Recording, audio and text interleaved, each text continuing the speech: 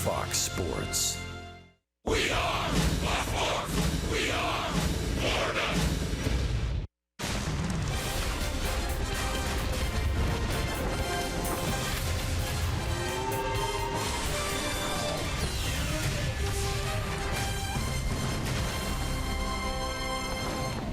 Downtown Miami, winds are blowing, but you know what? It's Mother's Day. And happy Mother's Day to everybody out there. And rainy at Marlins Park. Umbrellas out, roof is closed, but come on inside. Oh yeah, Mother's Day. A lot of pink, a lot of celebration, a lot of money being raised for breast cancer research today as Major League Baseball salutes Mother's Day. Hi, everybody. Rich Waltz along with Todd Hollinsworth, and certainly from us, happy Mother's Day. You know, on Mother's Day, when you get Mom a gift, she doesn't care what you get her, right? It's the thought that counts. But you know what? That's BS. Because if you're a mom and you follow the Marlins, you want to win, don't you? Well, winning makes it all that much better. I was thinking back to the pregame show, Justin Bohr's mom. we all had a mom who wanted to see us win. And in fact, yeah, winning a game today would probably make all the moms, all the Marlins players' moms, a lot happier. Yeah, no kidding about that. Let's talk about Justin Bohr. One of the things that's gone right for the Fish over this last week is the big left-handed bat has really come to life. A lot of fun watching this swing right now, and think back to some of his struggles earlier in the season, and I don't want to say that his pacing was different, but it definitely, you just see the confidence in his eyes when he gets into the box. You see him take pitches. You can clearly tell that he's up there to execute a game plan, that he's looking for something specific, and when he gets it, as I've said many times this year, the key to hitting, good hitting, is not missing your pitch, and right now, he is not missing his pitch. There's frustration on all fronts right now for Miami. They have, however, been able to get some decent starting pitching over the last few starts. This was to be a weigh-in Chen start.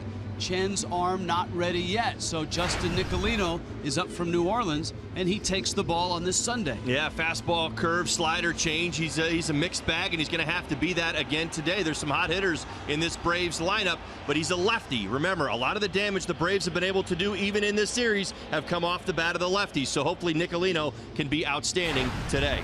R.A. Dickey trying to turn back the clock at 42, still throwing the knuckleball. Amazing story, R.A. Dickey. You see the numbers there, 4.29. I said it before, I'm going to say it again. See it high, let it fly. See it low, let it go. R.A. Dickey throws a ton of knuckleballs, and you're going to have, well, a knuckleballer today. So guys are going to have to get it done. Looking for answers. Don Mattingly trying to stop this slide as the Fish and the Braves on Mother's Day go at it. Next.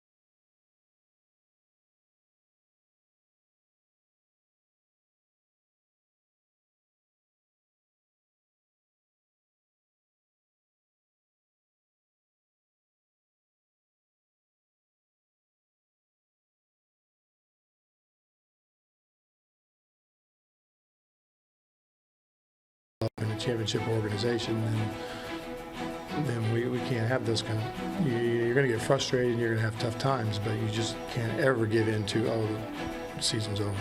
You know, I think we have to, as a ball club and stuff, to continue to fight. And you observe a lot, honestly.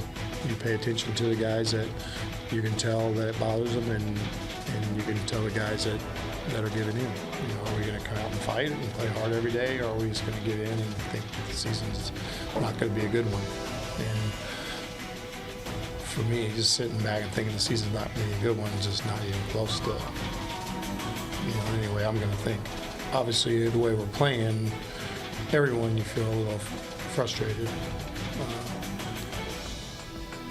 But at some point, you just, you know, how much you're going to take. Really, as a team, you just, how much are we going to take? And today, Don Mattingly is looking for that point. At what point? It's the Marlins and the Braves. We start things out in center field. Craig Minervini, Preston Wilson, guys. All right, thank you, Rich, and happy Mother's Day again, everybody. Baseball is about pitching, hitting, and defense. For the Marlins to right the ship, they're going to have to improve. Let's hit category by category. Pitching. Well, starting pitching is doing better. They got to go deeper in the games. You know, I think the relievers now, they're starting to settle in a little bit. They're starting to get their feet under them. The roles are being defined. So I think that's going to be fine. Been better lately. As yes. you look at the numbers over this very tough stretch of 17 games. The overall ERA is high, but then again, yeah, the Conley start, couple of those starts can skew those numbers. What about hitting?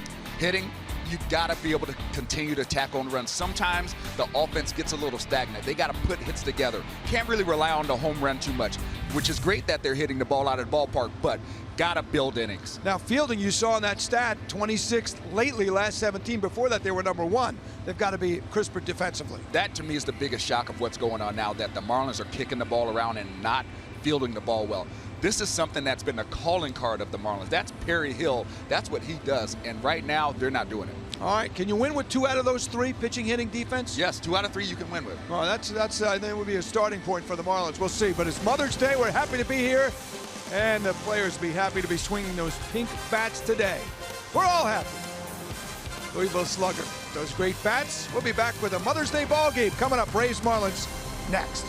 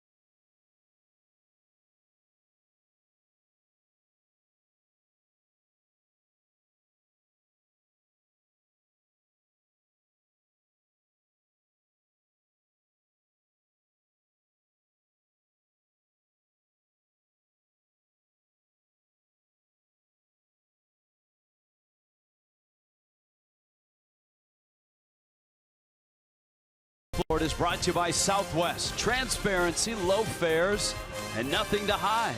By Jeep, get great deals on the Jeep lineup at the Jeep Spring Clearance events. By the Florida Department of Transportation. Drive sober or get pulled over. And by your local Toyota dealers. Let's go places. pink is in today, that's for sure. On Mother's Day, Major League Baseball. And if you want to join along in the charitable arm of this Mother's Day, MLB.com/auction. You can get the jerseys and the caps right off the players themselves. All right, here's Atlanta's lineup. It's brought to you by Southwest Airlines. Enter Inciarte, Adonis Garcia, Freddy Freeman, and Matt Kemp. Nick Markakis has always had success in his run with the Braves against Miami, and that's continued in the series. A start for Kurt Suzuki behind the plate. Switch hitting Danny Santana's at second. Dansby Swanson is out at short, and R.A. Dickey hits ninth. Justin Nicolino, 25-year-old out of Orlando. Now you see the numbers. These are his AAA numbers from New Orleans. 4.46 ERA, 38 1/3 innings. One thing that does stand out, that whip a little high and the home runs high as well. So he's got to mix his pitches. And again, that's kind of been the MO of the starting rotation over the last week or so. Seen some improvements. Guys coming out and really establishing all of their pitches early. Look for Nicolino to do the same. Here is Inciarte. And home plate umpire Marvin Hudson is even in on the pink Mother's Day spirit. And he calls strike one with Jerry Lane, Toby Basner, Dan Bellino on the bases. Nicolino misses in a ball and a strike. Nicolino, you're going to see the fastball, cutter, curveball, and change today. Used that fastball about half the time. You saw a little two-seam action right there. Gonna work the ball around the strike zone. Slowly hit. Riddle has to hurry, and he does, and gets him. JT Riddle getting the start at short and makes a nice play. I'll tell you what, JT Riddle, the more I see, the more I like. My goodness gracious, he's been making some of the most athletic plays, at least over the last couple of nights. You see that right there? Able to come in, surround it, even get those shoulders slightly squared to first base to be able to get that quick exchange and the throw off. Nice stretch by Bohr over there at first base to get the first out. Adonis Garcia now for the Braves. Now, when this series started, the Marlins and the Braves both desperately needed wins. The Braves had lost 6 in a row.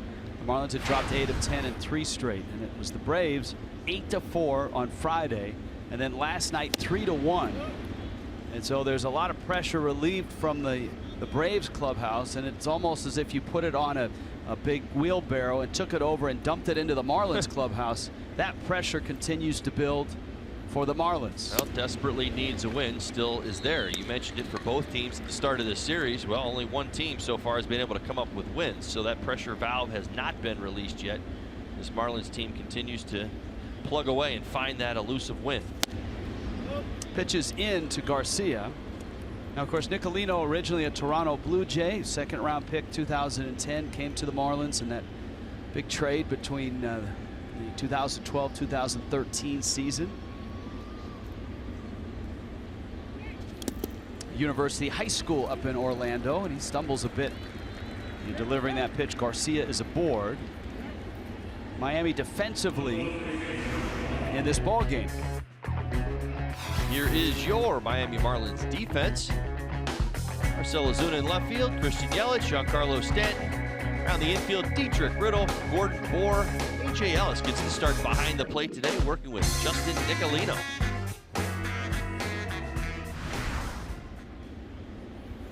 Freddy Freeman now.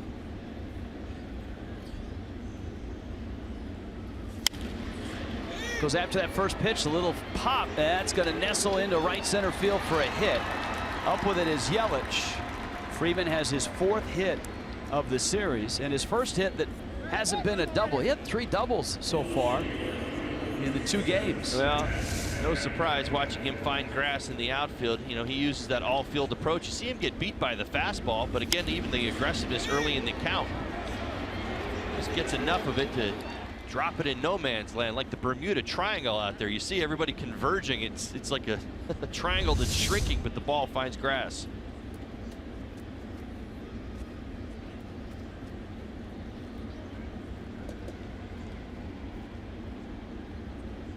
Matt Kemp now climbs into the box. Kemp, 3 hits in the series. An infield single last night, and it was that play that was the dribbler down the third baseline. Derek Dietrich threw away at first and resulted in run number 3 for the Braves. And the Braves in this ballpark, for whatever reason of late, have just dominated the Marlins, and obviously that's continued in this series. For Matt Kemp, that slow roller turned into a 1 for 4, which extended his hitting streak to 13 games. Fastball is up. Kemp, the veteran, the former Dodger, former Padre, when San Diego wanted to go big with payroll and stars, and quickly they changed course. Kemp available, and the Braves thought he'd be a nice piece. The Padres and the Dodgers picking up a pretty good chunk of salary. Swing and a miss.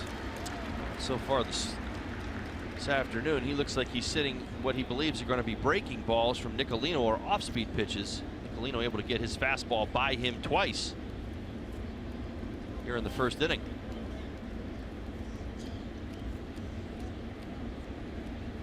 Garcia at second, Freddy Freeman at first, Nicolino to Kemp. And he's in with a fastball. The count 2 balls and 2 strikes. Yeah, that's a good pitch right there by Justin Nicolino. It serves a purpose. Sure, he would love to have picked up a strikeout or a weak contact there on the inside part of the plate, but for Nicolino to be successful today, he is going to have to work both corners. He cannot allow the right-handed hitters to start creeping out over the plate and just looking and sitting on pitches away. The pitch is out. Nicolino, not a strikeout guy. 7 starts, 24 strikeouts in New Orleans, 16 walks. Markakis is on deck. You don't have great speed with Garcia, the lead runner, nor Freeman, the trail runner. Full count, 1 out. Miami's infield looking for 2. And he's out. Nicolino misses. Kemp trots down to first, and now the bags are loaded. And here is Markakis. Well, it's been a similar conversation we've had through some of this struggle. It's 3 for 13. Walks have been such a big issue for this ball club. Really, what it does. Talked about it from about every different angle, but you see here, the first inning, the Atlanta Braves able to load the bases with a bloop single and 2 walks, and now have their hottest hitter at the plate. Well, Markakis, 5 for 8 in the series. Such a steady bat throughout his career. Little tapper. Nicolino comes home. Ellis down to first. And exactly what Justin Nicolino needed. 1, 2, 3 on the double play. Mother's Day in Miami. This ball game is underway and scoreless.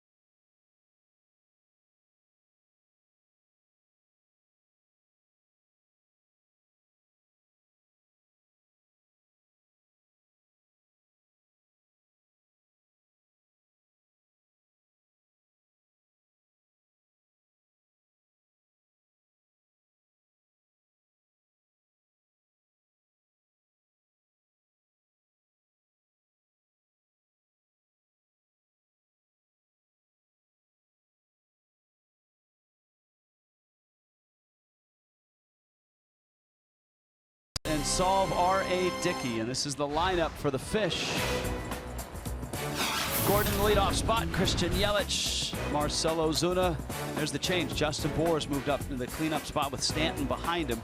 Derek Dietrich, A.J. Ellis, J.T. Riddle, Justin Nicolino. Southwest brings you the lineup. You can see Stanton's numbers against Dickey. He's not the same R.A. Dickey when he was a Met. He really tormented the Marlins during those days. Well, you know, it's such an interesting one. You know, everybody thinks of the period of time in their career, you call it the career year. Of course, in 2012, he ends up winning the Cy Young, and he was absolutely masterful. Ended up striking out 230 hitters in 230 innings. You say, well, what has changed? He's a knuckleballer. Well, you know, it's some control and command and predictability really is what it comes down to. And I've had a few conversations and have a couple dear friends who are knuckleballers. Gordon bounces out to Freeman. And they usually talk about it in that way. What your knuckleball essentially does. Is the wind blowing in? Is it blowing out? Well, let's scout him. Why not? Here you go, R.A. Dickey. Well, there's a lot of things that I think we're going to talk about today. These are the three I thought were the, well, honestly, most interesting about scouting R.A. Dickey. 1996 Olympian. He was a bronze medalist in Atlanta. Started 2 games, picked up a couple of wins, oh, by the way. Well, that same year, he ended up getting drafted by the Texas Rangers. Gets offered a high value signing bonus, $800,000, over $800,000. So he goes in to have his physical, and they find out that he's missing the UCL. Rich, it's not there. What's going on? You can't pitch without an UCL. Well, he says, yes, you can, and he's continued to pitch without one, so it hasn't been a big deal. But at the time, they made it a big deal. They slashed his signing bonus down to $75,000. So then, that was all in the same year. That's how his career started. I'll jump forward to 2012, and we'll piece together the story in between as this game goes on. But in 2012, as you mentioned, 20-6 with a 2.73 ERA with the Mets. Cy Young, 5 complete games, 3 shutouts, a whip of 1, and 230 strikeouts in 233 innings. He was absolutely Cy Young worthy and certainly deserved to win the award that year. He's a little different now, I completely agree, but he was masterful in 2012. Yelich takes down low, and Dickey walks Christian Yelich. All right, defensively, here are the Braves on this Sunday afternoon. We'll see what the Braves look like behind R.A. Dickey. Here is your Braves defense. Kemp, Inciarte, Markakis. It's been their outfield all series long. Garcia back over at third base. Dansby Swanson's had a couple big hits in this series. Santana gets to start at second. Freddie Freeman. Suzuki in as the catcher today, catching R.A. Dickey. Marcell Ozuna now against Dickey. And Ozuna shoots one into center field, a base hit. Yelich turns second, holds there, and Inciarte has it. And Miami has runners first and second, and this sets up well for Justin Bour.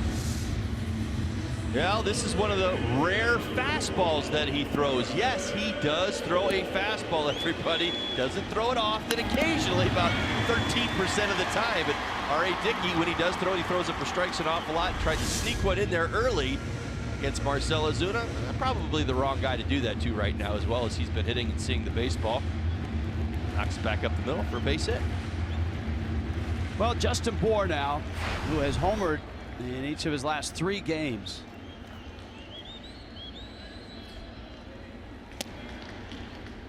He shares the Marlins record for homers in consecutive games at 4. He did that in 2015. There are 7 others, so there's a lot of Marlins on that list.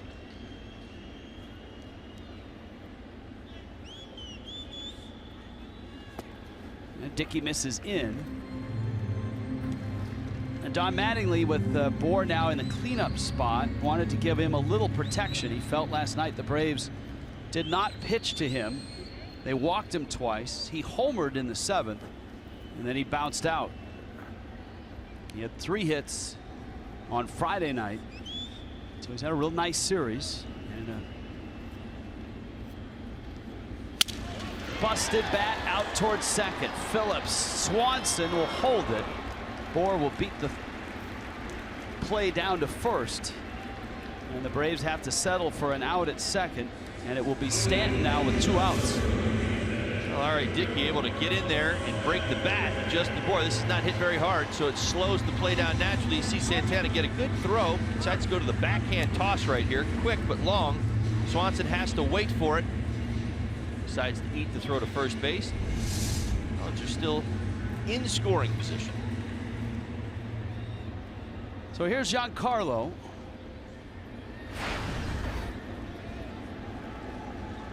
Couple hits in this series. 20 at bats against Dickey. And he's 6 for 20 with 8 strikeouts. Those are the individual numbers. Hasn't homered against him. In fact, the only Marlin with a home run against Dickey is Tyler Moore, who starts the game on the bench.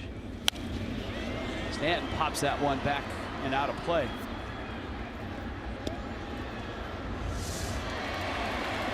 You see it right there. It does have some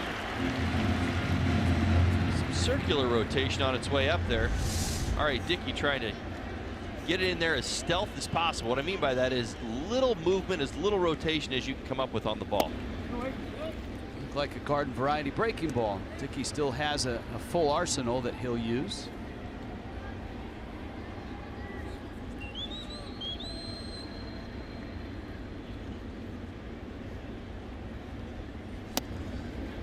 Now the toughest job certainly is not Dickey's, nor is it Stanton's. It's that man, Kurt Suzuki, who is using a hybrid glove, part catcher, part first baseman.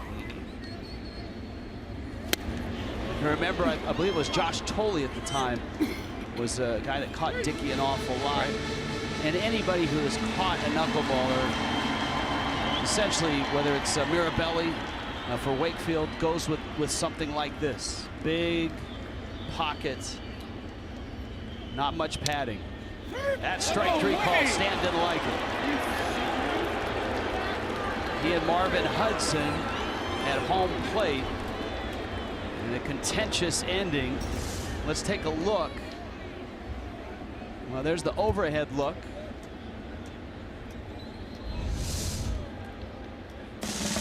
And the Marlins come up empty near the first.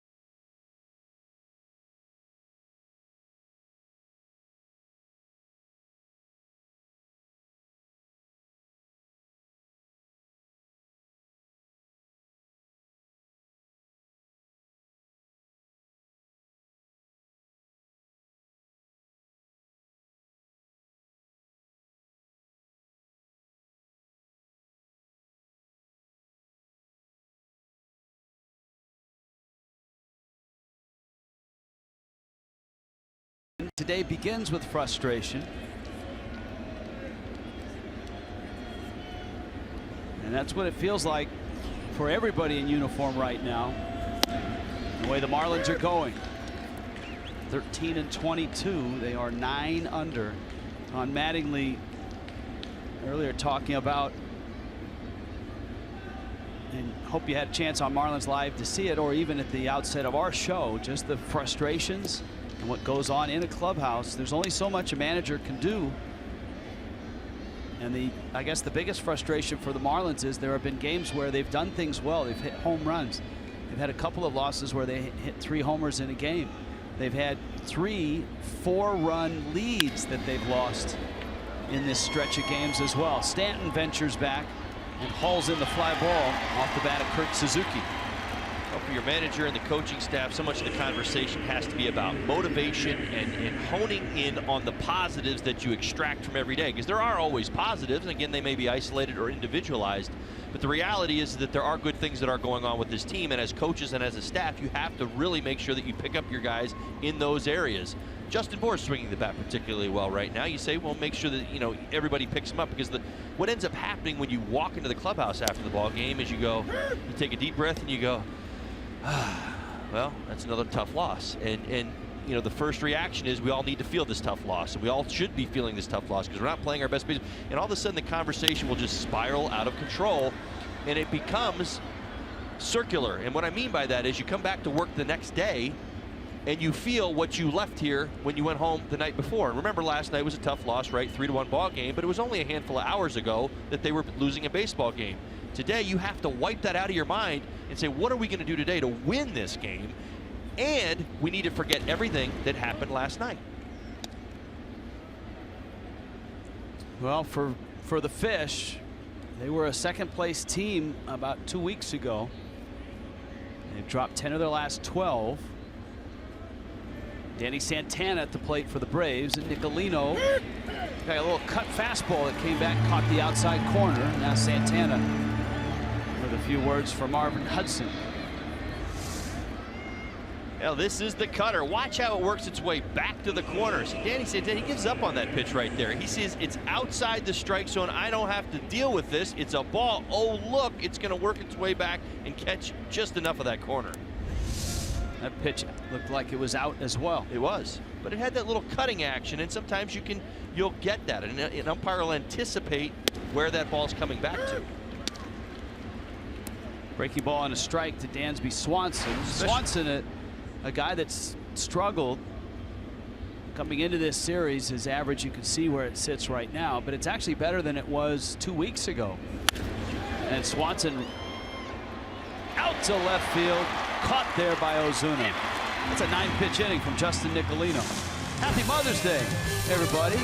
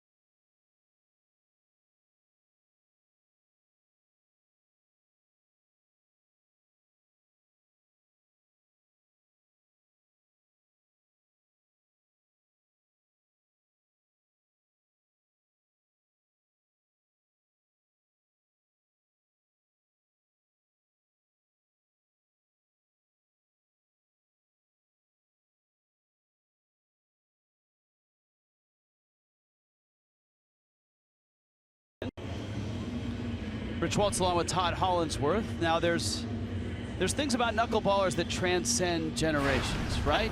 the Braves had the Negroes long ago. Yes. And one thing about knuckleballers, they're usually old. Well, Dickey's 42.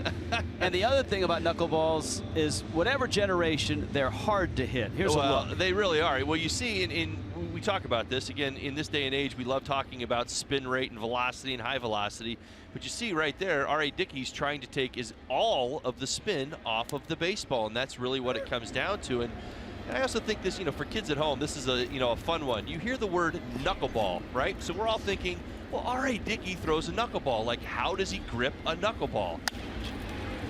Bouncer up the middle. Swanson, it was deflected.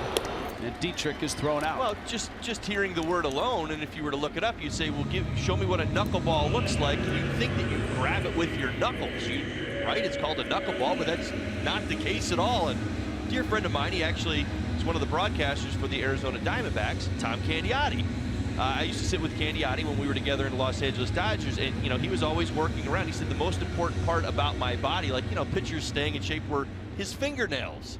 He had to make sure that they stayed strong and that they stay hard, and then he had to put some of the, I don't know what it was, like almost even a type of nail polish on his fingers to keep them strong, because what he's doing is taking these two fingers and really just digging it into the leather of the baseball, and then everything else is going for a ride. And you're trying to throw this ball, and actually you push with your fingers as the ball comes out, and that's what takes the spin off of it. Now, pitchers for other pitches use seams, whether it's to grip and throw a breaking ball. That one is back to the mound. A slider, you hear 4-seam, 2-seam fastball. Does a knuckleballer use seams? Well, he can cross it over, and again, you can steer this depending on how you kind of manipulate your hand angle. I don't believe it's the arm angle, and Candy and I never really had that conversation, but he did tell me depending on where he put his hand in delivery is what the ball would do. So if he got around it a little bit and pushed, this ball would kind of stay up a little bit longer. So we talk about drop as the ball's coming into the zone, and we say, well, I don't know where it's going. Well, in fact, they do. They have an idea of where they're throwing. They are throwing to a target, and they're trying to put the ball in a very specific spot, inside, outside, and they also know at times, and again, depending on the circumstances, inside today with the roof closed, there's not a lot of wind. Riddle pulls it. Freeman to the bag. That's a 7-pitch inning from R.A. Dickey.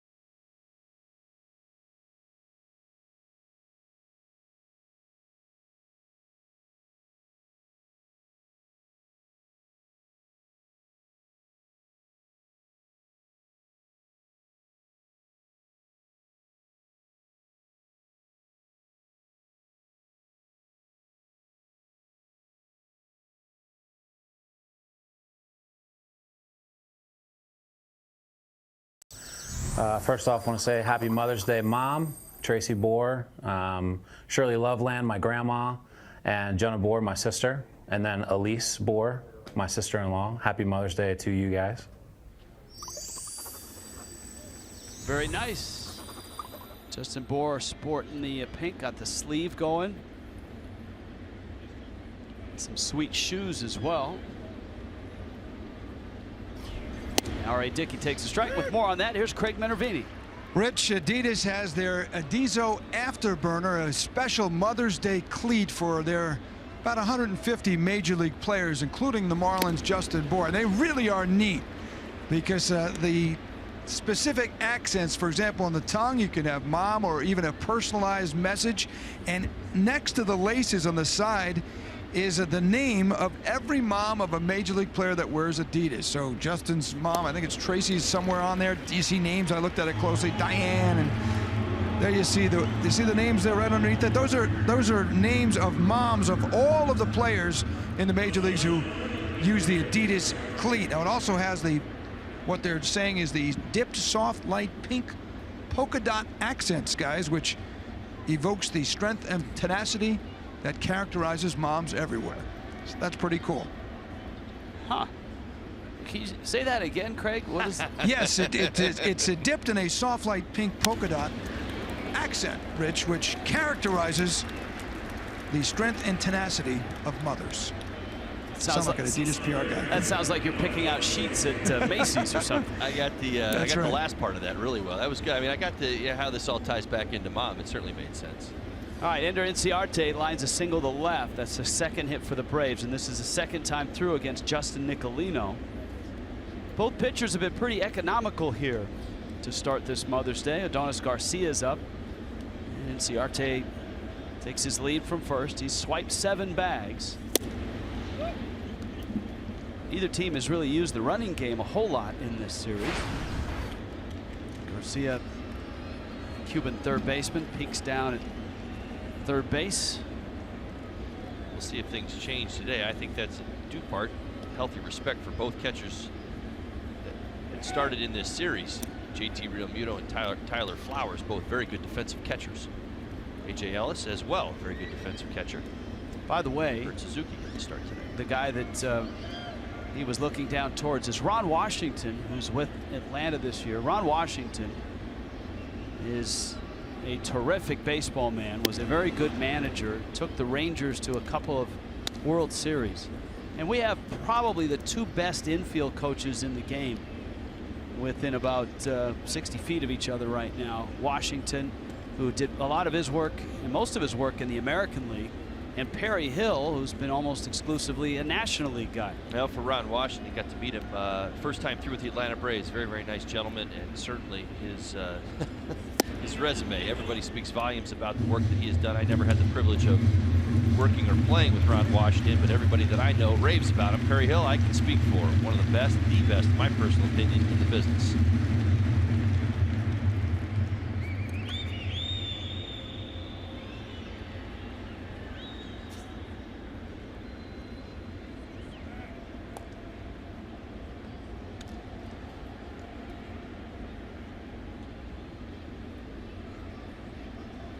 Scoreless ball game here.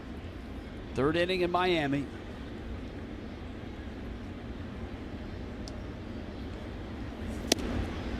And Nicolino misses. That's 3 walks now from the lefty. Exactly what do you have from Nicolino today? Well, you see it, fastball, slider, curve, and changeup, but that slider actually acts a little bit more like a cutter, and that's the variation there. And again, when you talk about Nicolino, it's getting to bad contact. I know he picked up a strikeout, actually 2 strikeouts the first time through the lineup, struck out Santana and Dickey, but again, doesn't typically pile up a large amount of strikeouts. Now, we're talking end of the bat, or jamming guys, or getting that bad contact, pop-ups, weak ground balls. Nicolino's on his game. That's exactly what you're looking for when he's on the mound.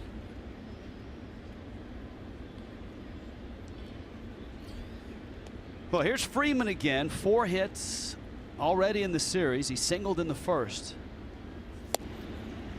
And Nicolino gets a strike.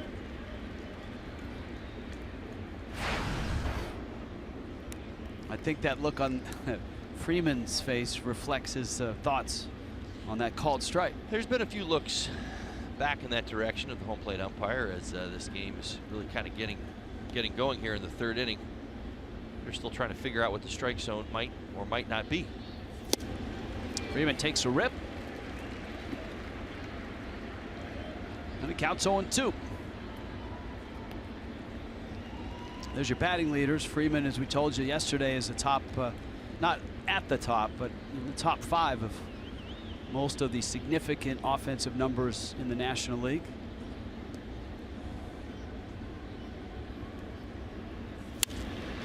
Hooks that one down the first base line.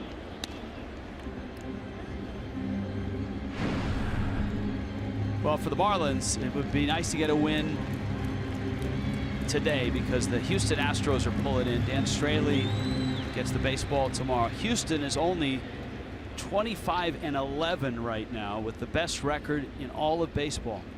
They've only won 5 straight in 8 of 10. Well, and they're busy handling the New York Yankees right now in New York. Good pitch. Nicolino strikes out Freddy Freeman.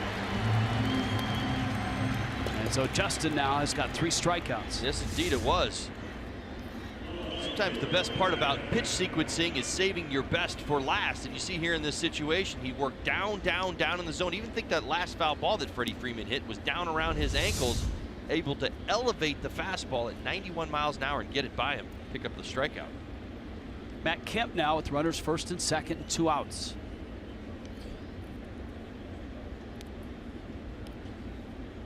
Kemp walked in the first.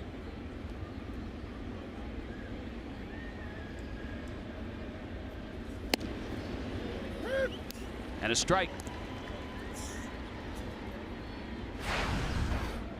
The hit streak at 13 games. And a guy who really provided some offensive punch when he arrived late last year.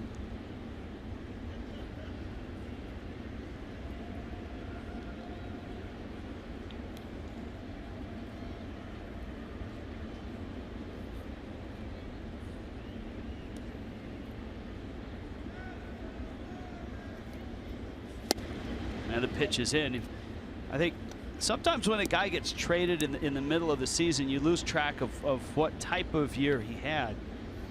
And I think some people who didn't quite follow the Braves or Kemp forget about that he ended up hitting 39 home runs last year and drove in 108 runs. Sends that one to center, late break, and Yelich is there to make the catch. Justin Nicolino, 3 scoreless innings with a little help from the center fielder.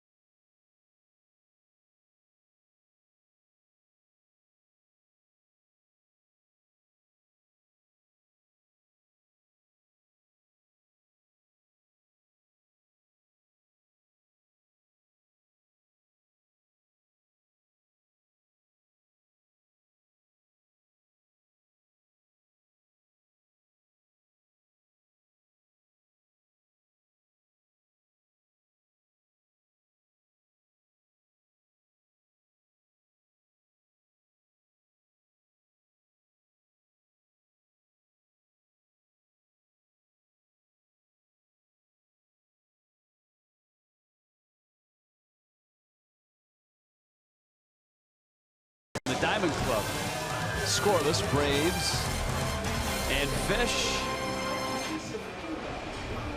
Fan Fest, the Major League All-Star Game coming to Miami, July 7th through the 11th.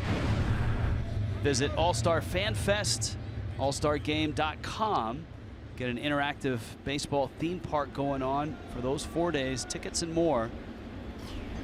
allstargame.com. Major League Baseball Fan Fest. You've got the Futures game on the Sunday, the Celebrity Softball game, and the Home Run Derby. Nicolino back to the mound. And Dickey has another ground ball out. He had 3 of those in the 2nd inning. 2 more in the 1st. Well, they've hit a few balls back to the mound. You just assume as a knuckleballer that you have to be pretty good at defending your position. Well, all right, Dickey is a Gold Glove winner. Won that Gold Glove in 2013.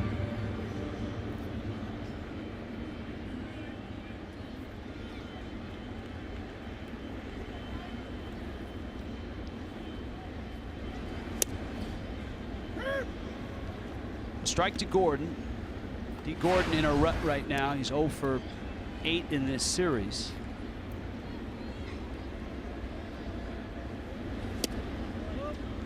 And this is a tough, you know, if you think about it, for a guy like Gordon or a team like the Marlins who are trying so hard to bust out of this, this is not an easy guy to do it against, because aggression against this is exactly what Dickey is looking for. Now, you said he was an extraordinary story. AARP will let you know. Pitched at the University of Tennessee. A mountain climber, scaled Kilimanjaro. Published author as well. Advocate for a lot of great causes. Poet, academic All-American. I mean, amazing. He's one of those guys that has used his success in a very positive way. Yelich, so that's Suzuki. That's a strike, too. And even Yelich laughed at that. Well, and so did R.A. Dickey. Did you see R.A. Dickey's hand popped out from his back pocket? And he said, that is a strike, right? Watch this. Right. That's the knuckleball that well, we'll call it the perfect knuckleball, if you will. That's what he's trying to throw essentially every time. That's a great example of what umpires, and there was a shift about 6 or 7 years ago to get away from what the catcher did and just call the ball where it is. Right. Catcher reaches, catcher drops, it doesn't matter. That's a great example. Here's the 0-2. Into center field, that's a base hit. And so Yelich, who walked back in the 1st, is seeing the ball quite well. Well, 2 strikes. Again, another knuckleball. What's so interesting, 73% of the pitches that R.A. Dickey throws when he gets ahead of 2 strikes, hitters go after. And I think it really does. It preys on the nervousness, the aggression, call it what you will, that a hitter feels, or maybe the right word's the anxiety that a pitcher feels when he's got 2 strikes on him. So he has to, a lot of times, make his best pitches then. Ozuna rolls one in the hole. It's short into left. That's a hit. Yelich turns and heads towards 3rd, and he's in there. Nicely done by Christian Yelich. Kemp was a long ways away with the power of Ozuna. Yelich spotted that and takes 3rd base. Well, you see the knuckleball right here early in the count, aggressive. Ozuna catches it off the end. He didn't rip this ball through the hole on the left side, but just enough to get it through. And I would almost bet that Swanson got a little something on it to slow it down. See Christian Yelich there. I don't think he was intending to go right away, but he realizes that he's got, Matt Kemp's got a long way to go. Yeah, you see he knocked that ball down and slowed it down, so Kemp had to really accelerate. Nice job by Yelich reading that ball. Good read, and then heads into 3rd. Bohr now with 2 outs and runners at the corners. Justin bounced into a fielder's choice back in the 1st. You can identify just watching the at-bats the guys that are seeing the ball well. Yelich, obviously, and Ozuna, who's got 2 hits. You don't think too much up there with a knuckleballer. It's just see ball, hit ball. Bohr, chopper, Freeman's there, and he steps on the bag. And the Marlins leave 2 in the 3rd. Knuckleballs, that's on the menu here on Mother's Day. Charlie Huff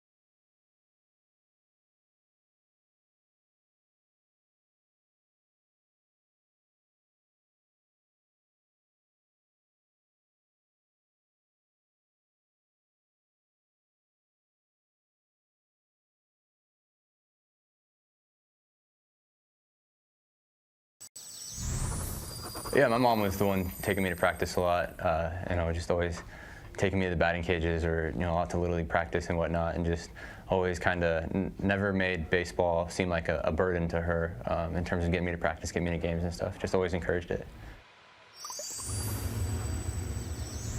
That certainly is one of the central themes in Mother's Day. Whenever we interview players or a manager, coach, it's how mom helped with the journey, whether it was the Little League or high school.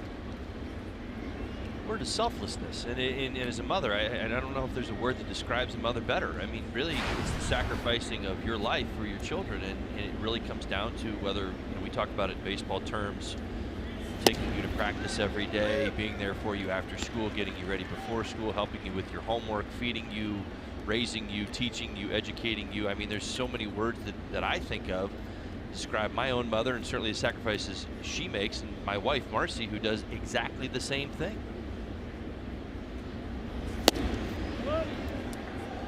Biggest pitch of the ball game was Nicolino to Nick Markakis with the bags loaded and 1 out in the first. Markakis didn't have a great swing, and he tapped it back to Nicolino, who started the 1-2-3 double play. Yeah, might be the single biggest play in this ball game so far. To shorts, JT Riddle on the first. Toyota brings you an inside look. We talked about it last night. Most hits since 2009, and Markakis, and the nuance here is that the guys that are in their 12th year with Markakis on that list are not on that page because they're below him. It's amazing. Ian Kinsler and Dustin Pedroia are behind Markakis in terms of number of hits since they walked into the big leagues. Steady, productive.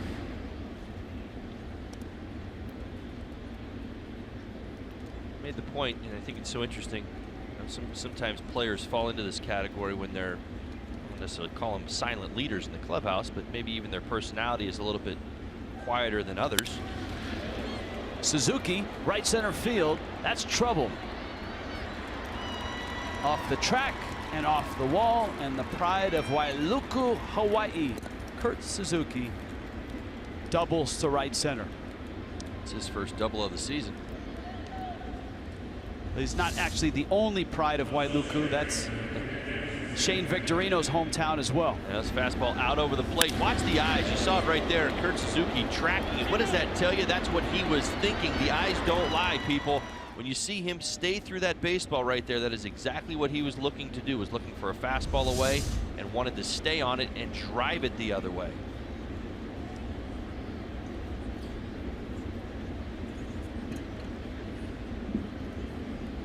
There's Danny Santana with Dansby Swanson behind him. Well, you look up on the scoreboard, and it's a scoreless game, 3 hits apiece, but it doesn't necessarily illustrate what Nicolino's been up against.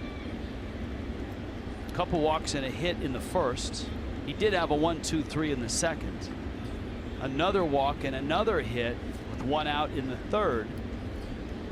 And here, a 1-out double. He's had some traffic that he's had to contend with. He's made pitches in those spots, the big outs. I go back to the first inning. Markakis, as hot as he has been, after seeing the walk to Kemp from a first pitch breaking ball that Markakis, in my mind, unexpectedly went after and tapped back to the mound. So able to get big outs, particularly on the ground, after getting some runners on base.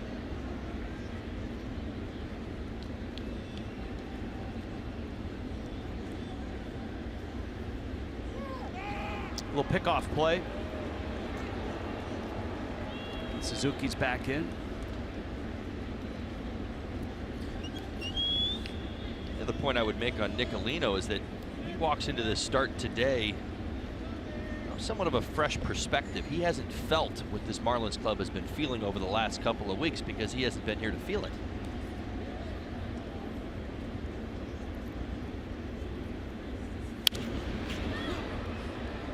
Talked about the at times doing too much or thinking to try to do too much.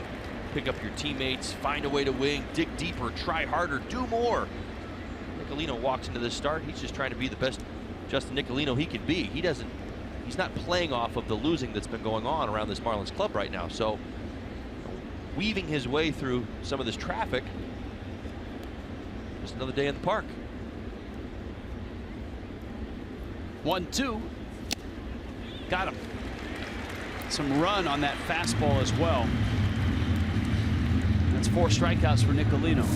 Marlins have a ballpark pass, and for just $199, you get 20 tickets. 20 tickets, and you can use those right now in May and in June, and they're all on your smartphone.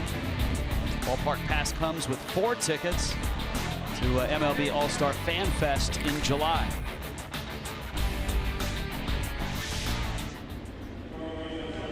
Marlins are going to intentionally walk Swanson and bring R.A. Dickey to the plate. Base open right there. I'm waiting for the first hitter to not even get to the plate before he gets the intention. That's pretty close right there. From the on-deck circle, the umpire just looks at him and says, "Hey, you go to first." He actually, I'm not sure he even used the back foot to dig in right there. That was actually pretty close to it.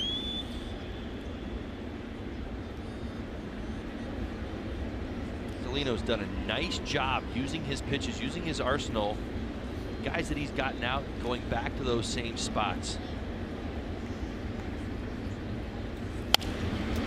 What I mean by that is Nicolino, like the last at bat against Santana, he picks up that second strikeout. If you remember back to the second inning, he picked up a strikeout on a 2-seam fastball away that caught Santana looking. That pitch against Santana right there, that exact same 2-seam fastball, he used it again to pick up the strikeout.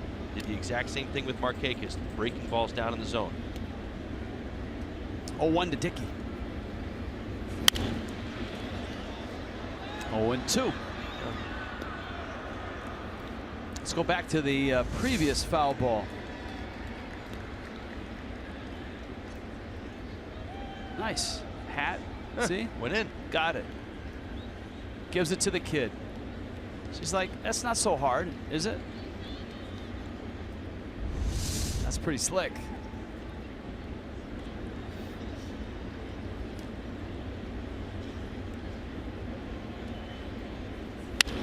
Dickey a liner. Gordon has it on to first in time, and Nicolino navigates through some more traffic.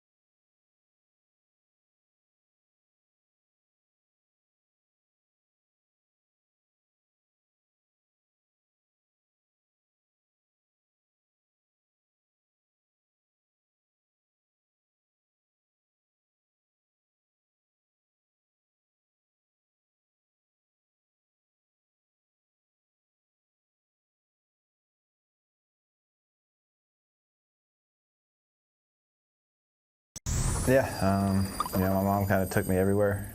Travel ball, take you to places, Little League games, Pony League games, travel ball, all that stuff. So it didn't go unnoticed and definitely helped get to the point where I am today.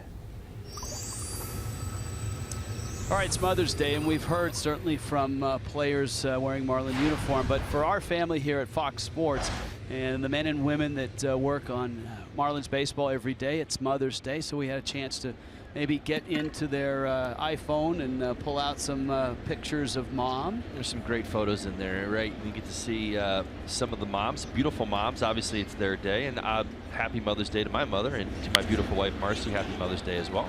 Stanton gets jammed on a knuckleball, pops it up, and Freddy Freeman makes the catch. Now with your mom, Little League, all of that stuff. Oh, well, I mean, really, it's you know, listening to Christian Yelich, Justin Bour, it's exactly the same thing. I mean, I don't know if I maybe put it in the same types of terms, but exactly. I mean, transporting me, I mean, it's funny when you're a kid, and I see my sons doing this right now. It's in a lot of ways, I don't mean this in a negative way, but they get wrapped up in their worlds, which is baseball practice, baseball games, and everything else that goes on. And Mom is literally the vehicle, and I don't mean just the vehicle, but both figuratively, and she's got to drive you all over the place. But she's also the means to make everything happen as well. So yes, there's this incredible responsibility that your mother maintains as far as keeping the kids in the house happy.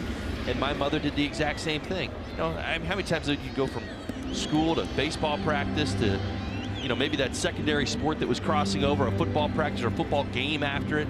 Happened all the time, and there's Mom taking you all these places. She called herself the taxi cab driver. Preston's mom making an appearance there. Very nice. Well, yeah, look, from tailoring uniforms, I remember every year you get if you're on a different team, you get a new uniform, and they rarely fit, right? The knees, I would blow my knees out every year. Not literally blow my knees out, the knees of my pants, my baseball uniform, and Mom would have to fix them. Did your mom work at the snack shack at Little League? Mine had to, you know, once every other Saturday. There was some responsibility there. There's my mom. Beautiful. There she is. Mom was a terrific softball player in high school and knew a lot about sports. Yeah. Still does. I'll get to see her when we are in San Francisco. There's Mark Butler and his mom, our award-winning audio master. Did Dietrich get hit by a knuckleball? He did. Well, wait a minute. Was it ball four, or did that actually get him? It's a knuckleball. Well, let's see if it got him. Yeah, it got him. Any pitch hits him. Fastballs, sliders, knuckleballs.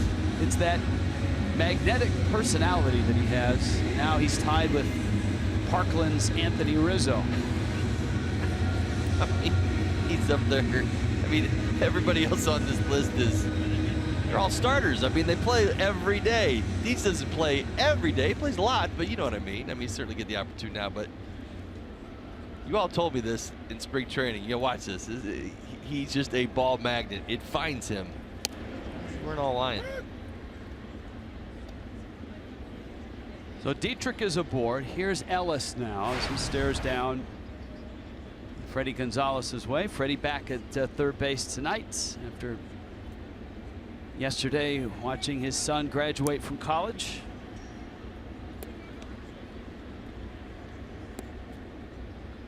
Scoreless ball game.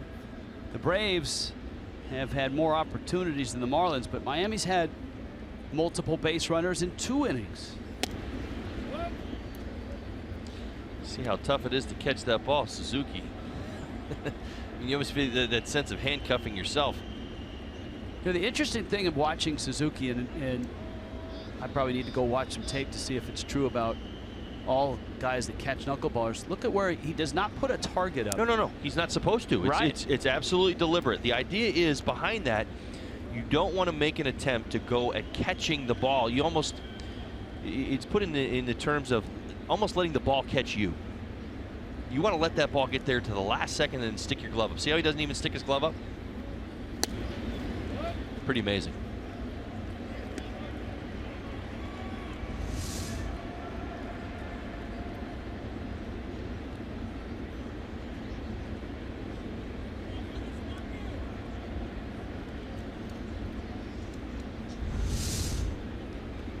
Counts 2-1. Ellis takes outside. All right, Dickey.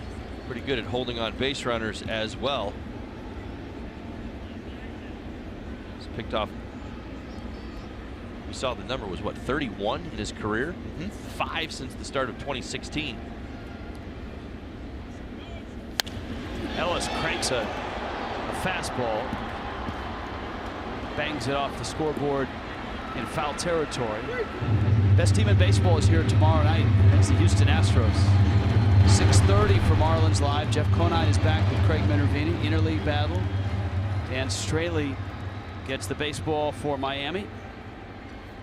That's Joe Musgrove, a right-hander. But the Marlins are going to see Dallas Keuchel and Lance McCullers Jr., two of the best that the Astros have. Keuchel may be the best the American League has. He's 6-0 with a 1.69 ERA. He goes on Tuesday night. McCullers, an ERA of under 3.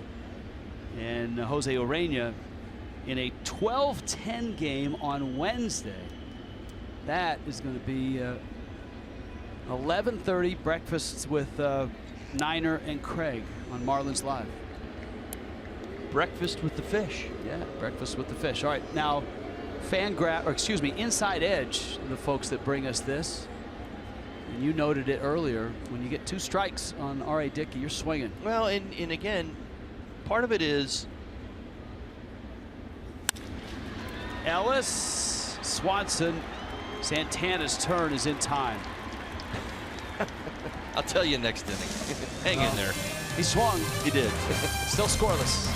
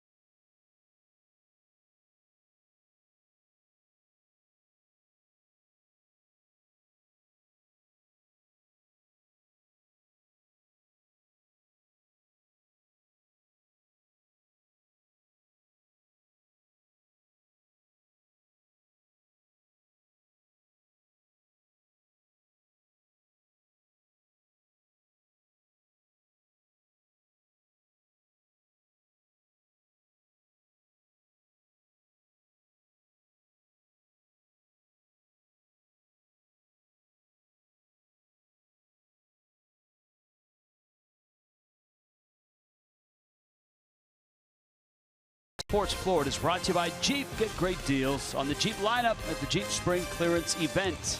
By Kaiser University, kaiseruniversity.edu. And by your South Florida Chevy dealers.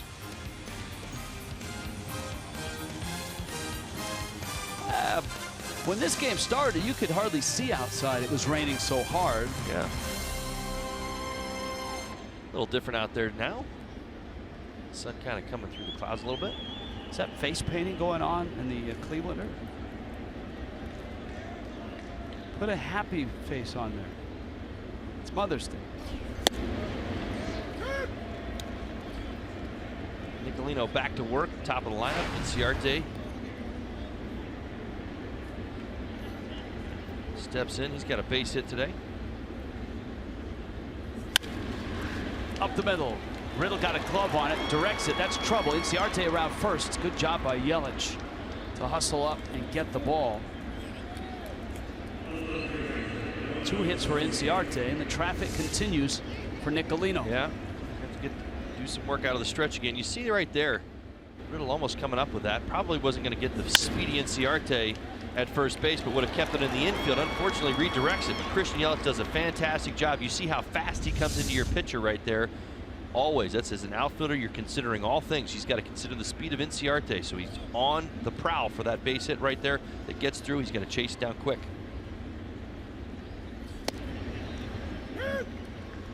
Strike to Garcia, who has walked twice.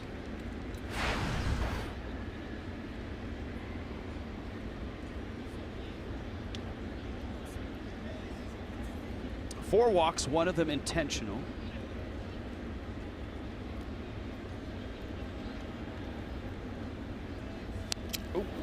And he hits him. Well, he was having issues with Garcia, really kind of finding the plate, and then really forces one on the inside part. 2 walks and a hit by pitch of Garcia.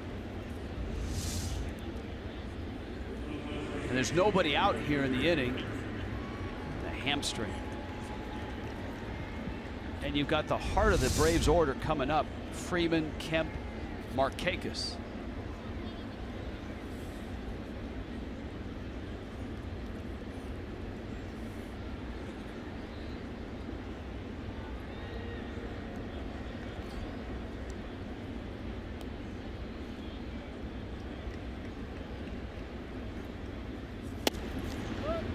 There's 9 straight games Marlins pitchers have hit a batter.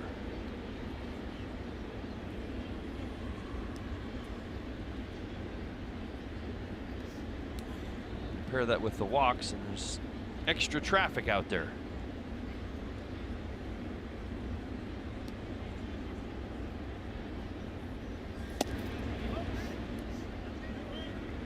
Well, now it's 2-0, and this is the first time that traffic's been out there with nobody out. Nicolino's always had an out to begin the inning that has helped him get out of trouble. Don Mattingly watching. On a day where the Marlins have just 3 hits and haven't scored a run, the Braves threatening here. Freeman, single in the first, 4 hits, 3 doubles in this 3-game series. That one lifted foul and back. Good spot by Nicolino right there, working down in the zone. See Freddy Freeman talking about his point of contact right there. You can see his little hand right there. He's talking about getting the barrel out in front. Nicolino's been able to beat him so far today with his fastball. He did pick up that blue pit his first time up, but struck out on the fastball his second time up.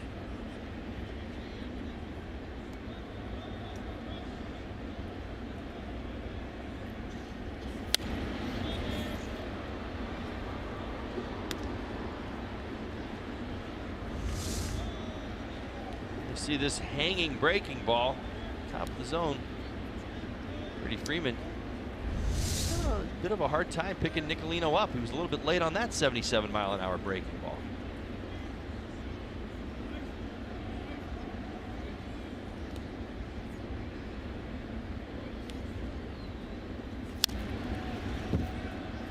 That's a good battle here, Nicolino and Freeman.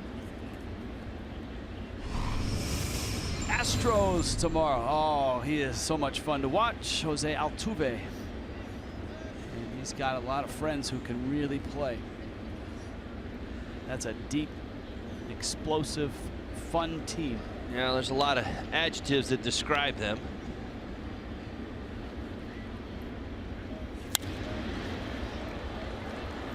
Lifted to left. Ozuna drifting. Foul territory, makes the catch, and that's an important out for Nicolino. Well, even directionally, well done by Nicolino.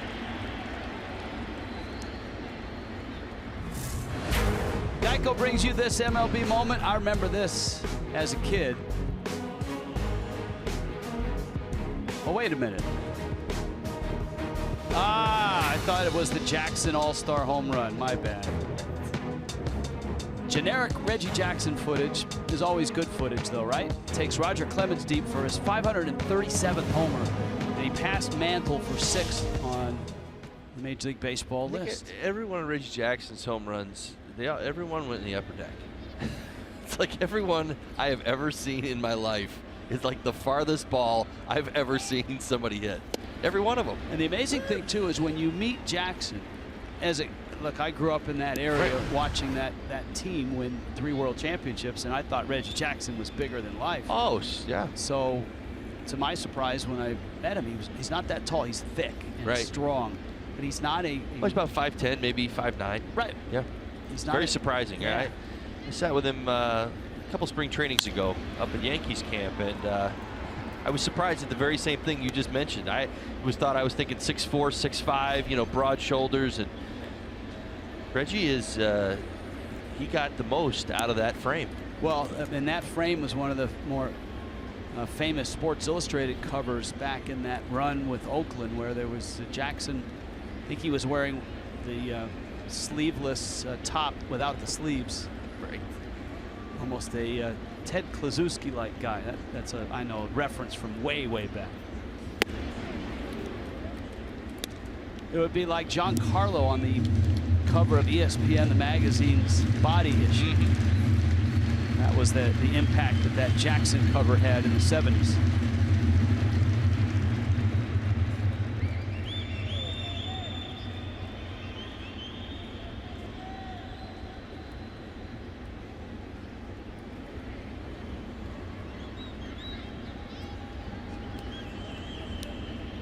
Kemp battling here. Nicolino 1-2. 2 balls, 2 strikes. Good try again by Nicolino to that outside corner. That's his 2-seam fastball, 89 miles an hour. A little tailing action. Trying to get Kemp to chase off the plate.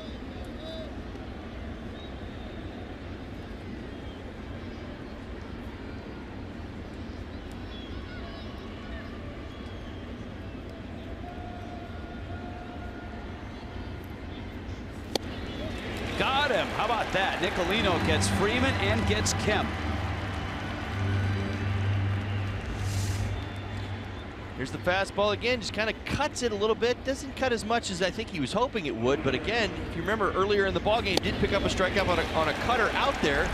Kemp was guessing inside right there, but knew that pitch was easily too close to take. Not able to even foul it off. Coors Light cold hard fact, second game this season, a left-handed starter the Braves have faced. Clayton Richard was beaten by Brian Snitker's Braves at SunTrust Park. And it was an R.A. Dickey start in that ball game as well.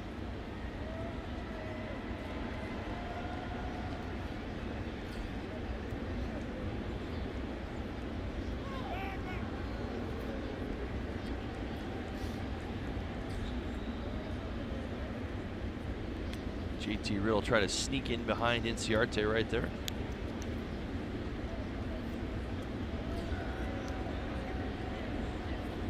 See what Nicolino does right here. He's been able to get Markakis to chase his breaking ball outside of the strike zone. Starts with a fastball in.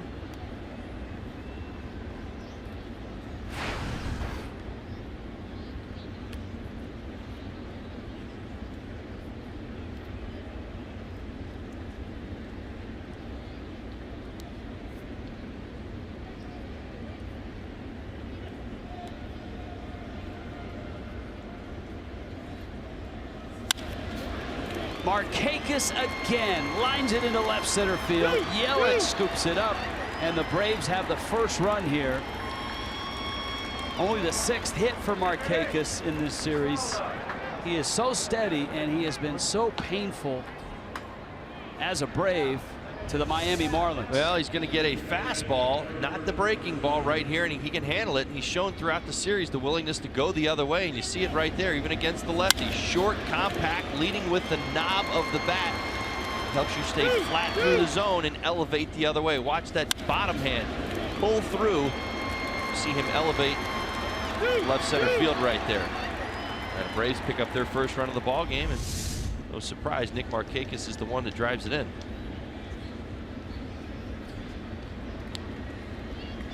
Now you've got Suzuki, who blasted one in the gap in right center back in the 4th. Suzuki has always been known as a very good defensive catcher.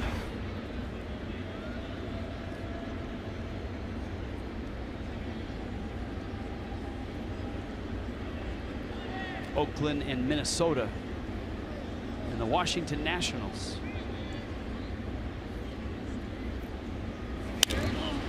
Bouncer towards shorts. Riddles flip in time, but the Braves get a run, and halfway through, it's 1-0.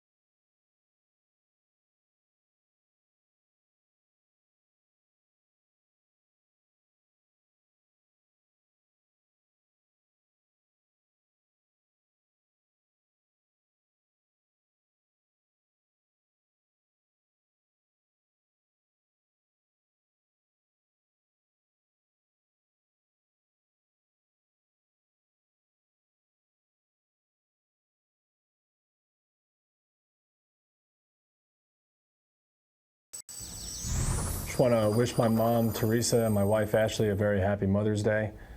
Thank you guys for everything you have done for me. Love you very much. Happy Mother's Day to all. As we move on here to the bottom of the 5th inning, JT Riddle upcoming for the Marlins. I asked him today about preparing for knuckleball. Very hard to do. You just don't see it very often. He said he did see a guy named Jared Mortensen, pitched for Montgomery, Rays AA last season. Got a couple of hits off him. But not easy. Did face R.A. Dickey in spring training, lined out. He said it's kind of like wiffle ball, and I always liked wiffle ball, so we'll see if those results translate. Now, Mortensen, like Dickey, though, threw that hard knuckler. It's said that the faster in the zone knuckler is harder to hit. What Dickey has said, though, guys, is you can't be enamored with the speed at the expense of the control, and that's a bit of a game that knuckleballers play. Dickey, known for his harder knuckler, obviously had a great career so far. Mortensen, interestingly enough, was a cut fastball guy, and last year he picked up the knuckler. Now he's in AAA. Well, look, the one thing about knuckleballers, Craig and Todd, is that the art of it has been passed on from generation to generation, from Necro to Huff to Inciarte to Wakefield to Dickey, and those guys keep in contact. There's contact between all of those guys in terms of, you know, issues, how they threw it, tips that they had. It's a brotherhood for sure. Riddle pounds that out in front of the plate. Suzuki pounces and throws to first. And a guy like Dickey, with the extraordinary life he's had off the field, has been more than happy to share that with others, pass it on. And the other thing is, too, there's probably 20 guys in each organization, some of them position players, minor leagues, even in the major league level, that swears they could throw the knuckleball and get outs. Well, and make a living. We all mess right? around with a knuckleball. Right? I mean, there's no the stretch time was, we used to laugh. I mean, it was knuckleball time. We'd go down the line, get our arms loose, and everybody would typically bust out their best knuckleball, and that's usually where it would start. And everybody mess around, and if you had the luxury, the privilege of playing with one of these guys, and I did early in my career with Tom Inciarte, and I enjoyed playing catch with him and even trying to catch his knuckleball. And we were all trying to do exactly what he told us to do, yet he was the only one who could do it. And we all had, you know, every now and again we'd throw a good one, but not the drop, not taking the spin off, not doing it exactly the way these guys do it. It really is an art.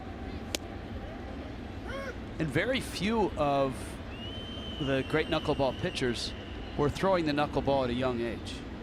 Oftentimes it was as a, hey, I need something to stay in the big leagues. Oh, that's get it. to the big leagues. You're absolutely right. That's what most of them maintain. Is that, you know, it's a story of my fastball wasn't good enough. That was not the title of his book, by the way. My fastball wasn't good enough. Nicolino sends it to left.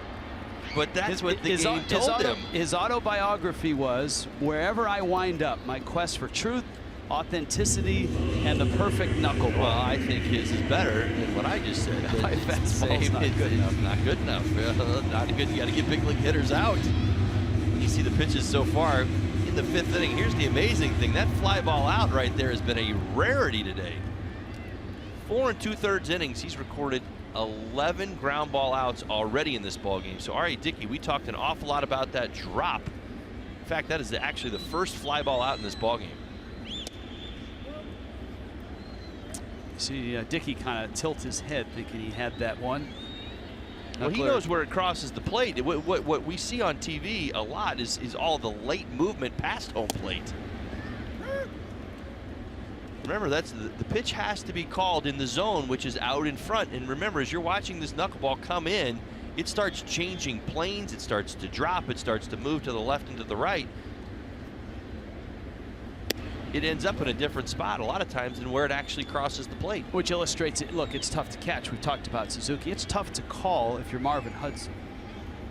Well, you may call a pitch that's 6 inches in a different spot by the time it gets to your catcher's glove.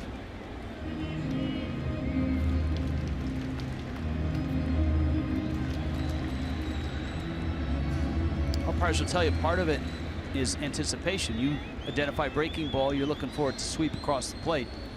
It's so unpredictable, it rarely ends up where you think it's gonna. Kemp is there and he makes the catch. And R.A. Dickey cruises through the 5th.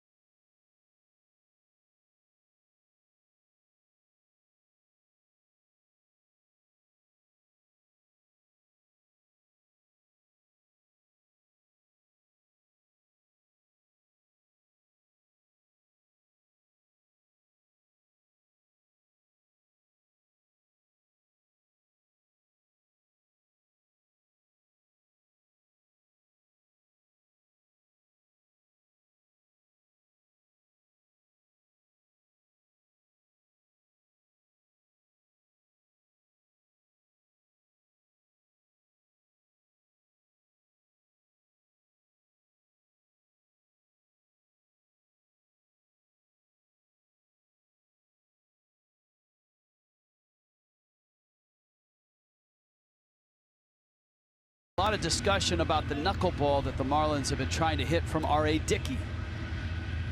Well, it's a fun discussion and certainly something that we don't get to see very often. Now, here's a comparison between the two pitches. So everybody at home, creep up on your TV. You got to look at this really closely. The top one is the knuckleball, and it's got very little turnover. In fact, you probably could count the seams. The fastball just below it, spinning like a more traditional pitch. But in all of this, not a lot of velocity. See the bottom one, how it's spinning? And this is even in slow motion. Look at that knuckleball, doing literally nothing but dropping into the strike zone. You could go through a bazillion statistics on each pitcher in each major league game, and one of the ones they'll give you now is spin rate. I'd love to see what R.A. Dickey's spin rate is on his knuckleball. I actually looked, and it was paltry. Well, it was on his knuckleball. It's like 0.00. It's way down there. Yeah, it's obviously. I think I was looking at multiple pitches, but I noticed, usually it's been, ooh. To left, Yelich in pursuit. Runs it down on the warning track. Danny Santana is out number 1 here in the 6th.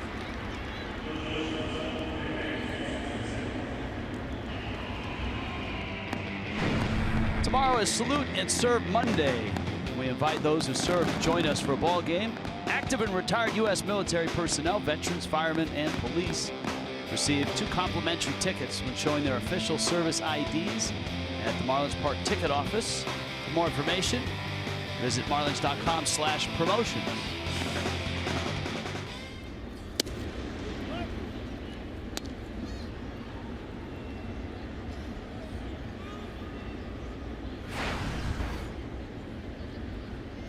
Certainly not to be lost in all of this. Start from Justin Nicolino. Swanson's starting to swing it a little better. He lined out back in the 2nd, and he lines one into right for a hit here. Swanson, much better hitter than he has shown here in the first 6 weeks of the season. And the Braves have stayed with him, though. And the opportunity to find his stroke and kind of get his game back. It's rewarding them with some production, certainly in this series. Little by little, and that's the type of ball that he spent a lot of time doing. Spraying that ball to right field and driving it in the gap in right center. So Dickey is up, and this sets up for the Braves. They can try to bunt Swanson to 2nd and set up an Inciarte at bat.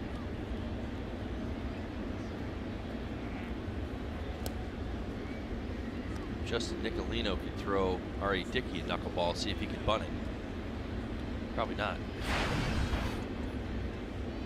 We all have a knuckleball. And it's not easy to bunt either. No, that's why I threw it out there.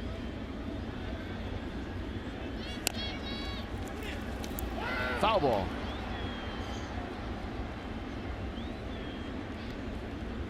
Other teams in the National League East. There was a Bryce Harper walk-off last night for the Nationals. Here's a look at that bunt. It just rolled inside the line. Washington and the Phillies are back at it today. It's 1-0 Nationals in the top of the 4th. Mets and Brewers. Brewers buried the Mets last night. 1-1 in Milwaukee, bottom 2.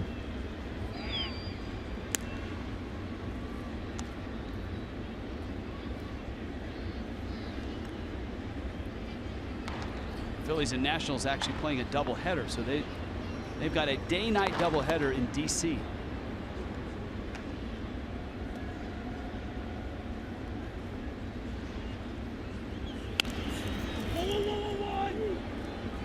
Nicolino on to first.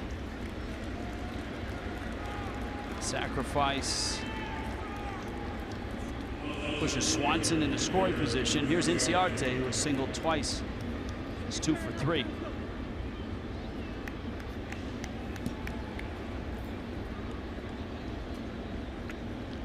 Getting back to Nicolino. Saw Garcia getting loose in the bullpen. Nicolino at 78 pitches, done a very nice job today. Himself into a few jams, been able to make some pitches and get out of those jams. Just waiting for this Marlins offense to get rolling. Bouncer, Dietrich to his left on his feet, fires to first in time, and Justin Nicolino, 6 innings, just a run on 6 hits.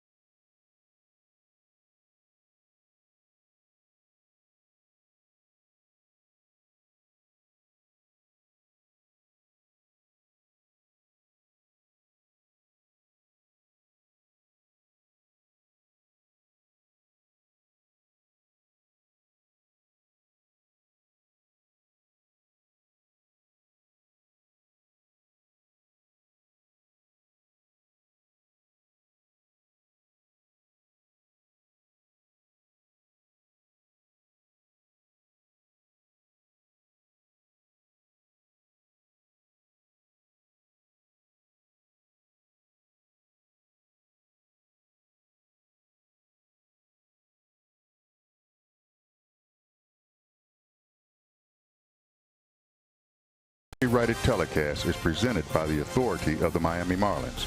It may not be reproduced or retransmitted in any form, and the accounts and the descriptions of this game may not be disseminated without the express written consent of the Miami Marlins. How awesome is that? That's Terry Swan, one of our cameramen. Terry, way to go. Nice work. Atta baby. There you go. Tally lights on. He's focused. Can't get him off his game. There he is. So what did you think about Terry? What did you think about? That's pretty Well, strong. Terry did a fantastic job, but That's a James Earl Jones type read as well. Yeah. There's Yelich. One less opportunity for me to get on you, though. So I don't know. I don't like giving that away. Yelich, Ozuna, and Bohr. And Yelich has been dialed in on R.A. Dickey. But not a lot of Marlins can say that. Marcell Ozuna and Yelich have had the best at bats. A walk and a single for Yelich, 2 singles for Ozuna. Dickey misses down low, and it's 3-0. See it high, let it fly. See it low, let it go. This is all about the drop of the knuckleball, and it's where it kind of comes in. If you can, Christian's really done a nice job of this today. You see that ball right there? He's not even thinking about offering at it.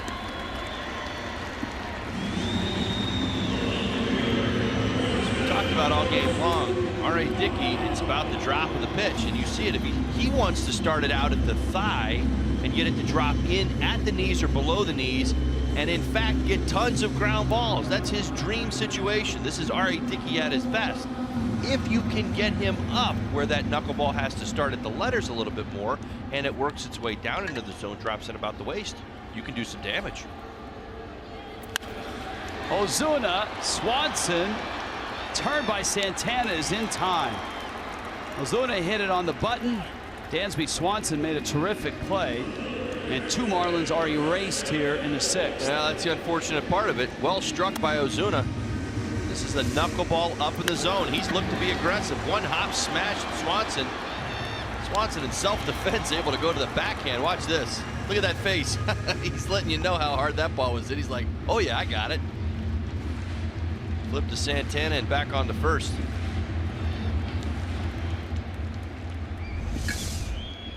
Most double plays started. Dansby Swanson at the top of the list. And so here's Bohr, who twice has bounced out.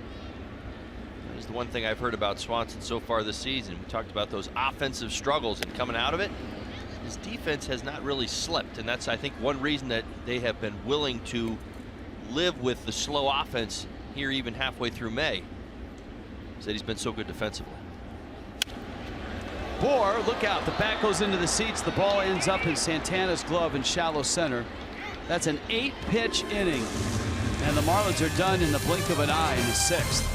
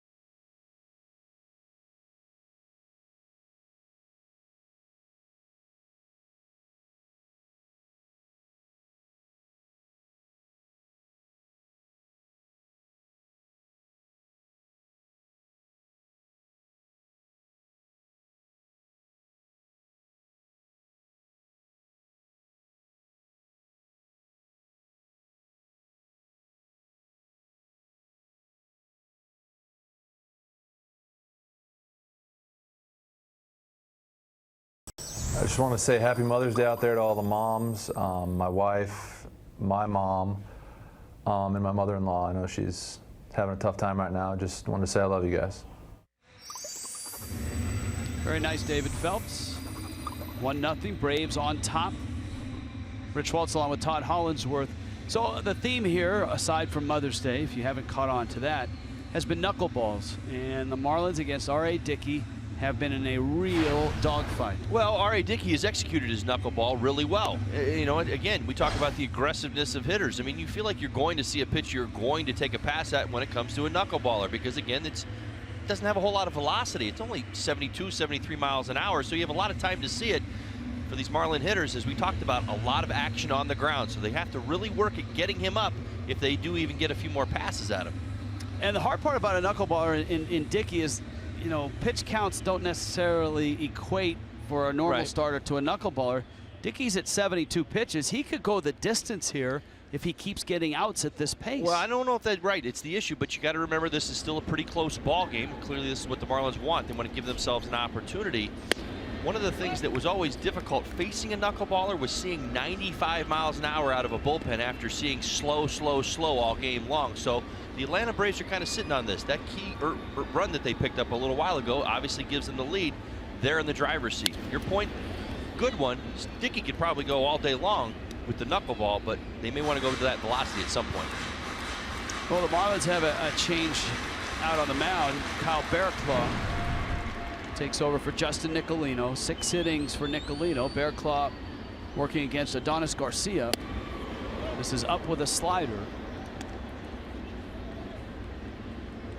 Bearclaw, who's, since he got to the big leagues, been so effective and so consistent. He has hit a bit of a rut his last 2 times out.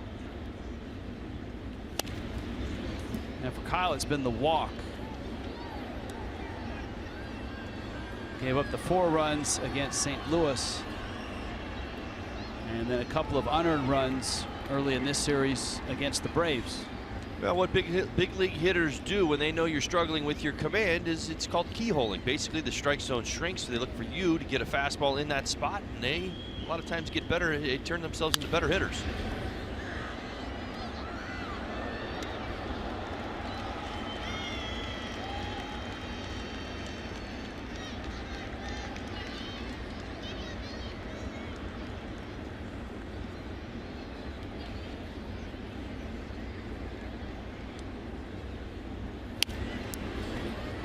'97 fastball in on the fist.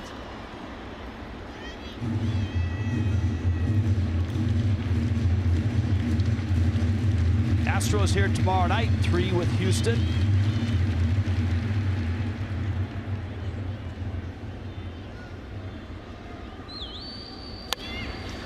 That is down the line. Ozuna trying to cut it off. Garcia around first, doesn't have much speed. And it's going to end up as a single. In support of Mental Health Month this May, Fox Sports Supports is proud to team up with NAMI, the National Alliance of Mental Illness. Their commitment to replacing stigma with hope and improving the lives of families and those affected by mental health conditions. Learn more about how to be stigma-free. Visit foxsportsupports.com.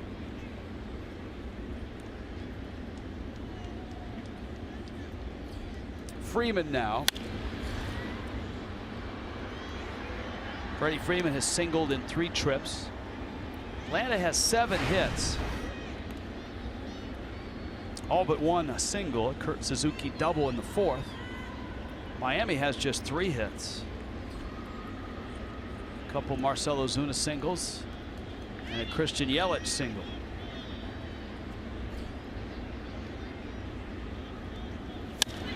Freeman finds that left side with the shift on. It was open there. Garcia's not stopping. Ozuna wheels and deals to third. And out at third base is Garcia.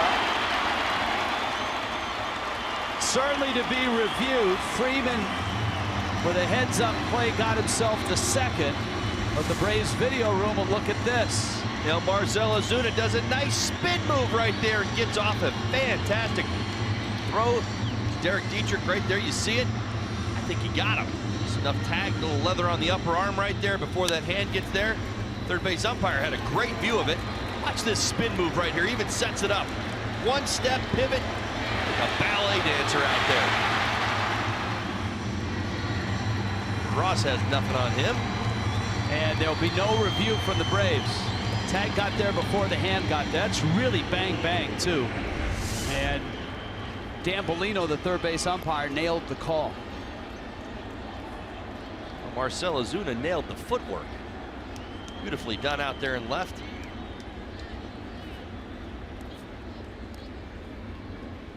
Cuts down Garcia at third.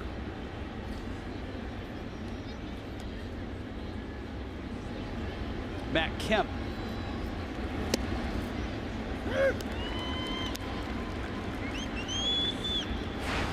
Kemp at 0 for 2.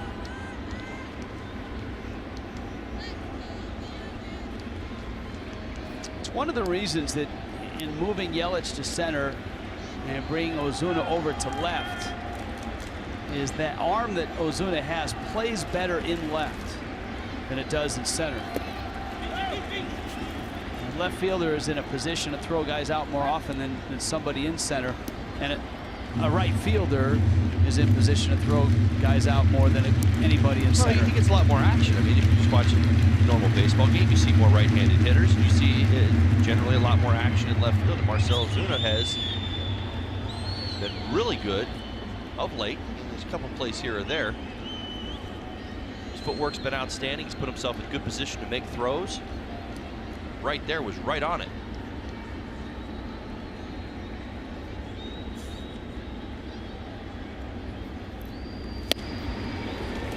What I love about that play in particular is how Marcell Ozuna peeks just before he throws, sees that Garcia is going, and then sets his footwork up in order to get that great throw off.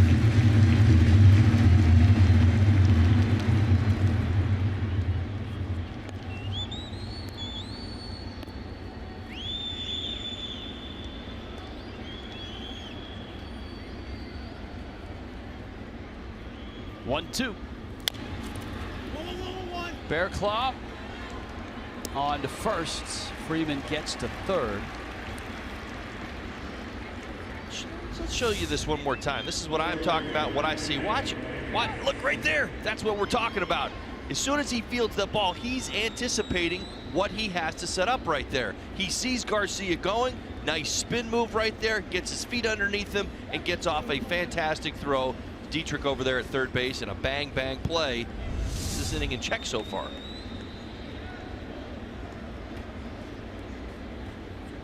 Intentional walk, Markakis. The Marlins have seen enough of him.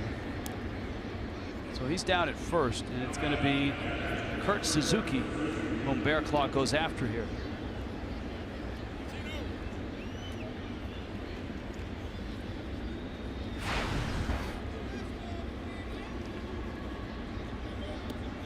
It's the second intentional walk issued by Miami pitching.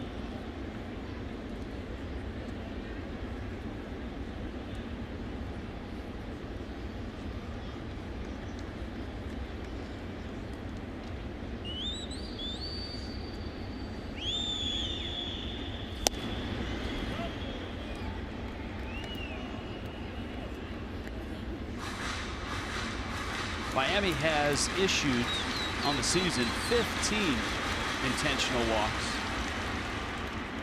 Only one team in the National League has issued more. The New York Mets came in at 17.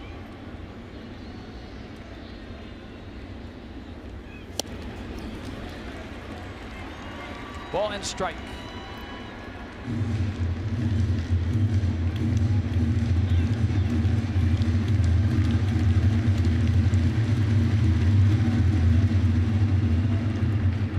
Feels a lot like last night. Marlins got a well-pitched game, 6 innings from Edinson Volquez, 2 runs. But were unable to solve Julio Teheran and the Braves bullpen.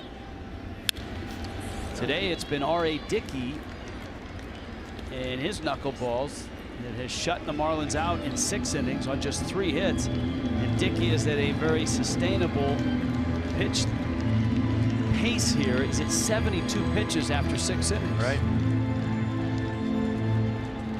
part of figuring out how to get out of a losing stretch where your team's not playing particularly good baseball. And you start to, as players, look at every little key moment in the ball game and try to make sure that you win it. As I said, sometimes it's playing that perfect baseball, which almost never happens. But in this ball game, again, the pitching's been outstanding. Great defensive plays.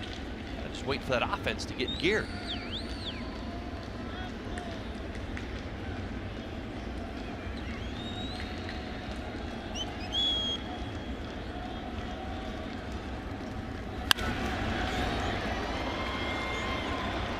Suzuki, Giancarlo with a catch.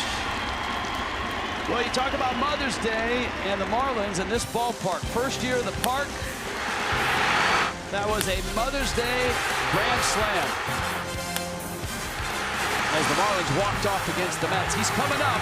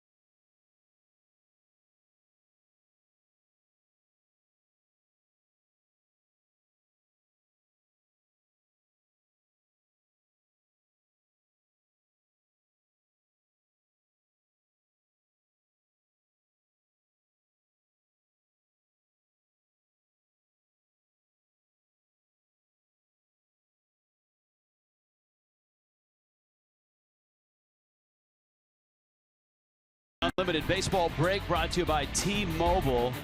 Career homers on Mother's Day, active players. Joey Votto is the leader in the clubhouse.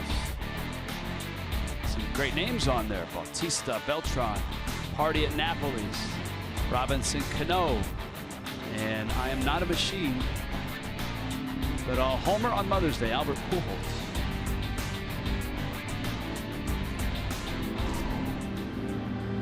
Giancarlo Stanton and the Marlins are a frustrated bunch. If you watched last night's game, Stanton last night, after popping up midway through, was extremely emotional, upset. This isn't a bad thing. You see it, you feel it, you go through it. I'm certainly not condoning it. I know sometimes people, get bent out of shape when they see things that they don't like, as far as bat flips or whatever the case may be. But this is just passion. This is somebody who cares an awful lot. To me, that matters.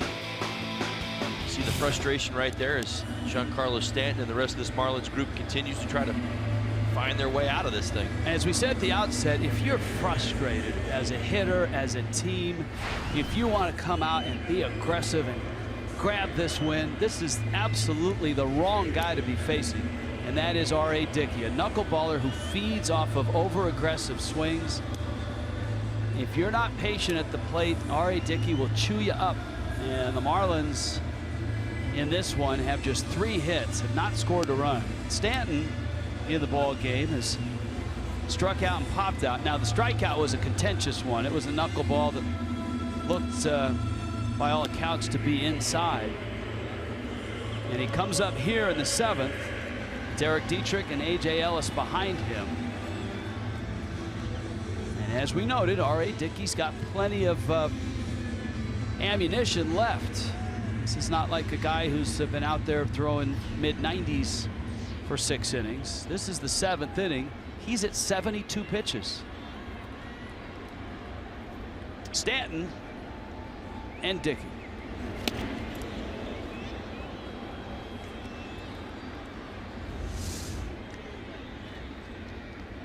See the lack of spin right there, and you see that movement away. That one dipped down low, and it's 1-1. Actually, it was a strike. It's a break for Stanton.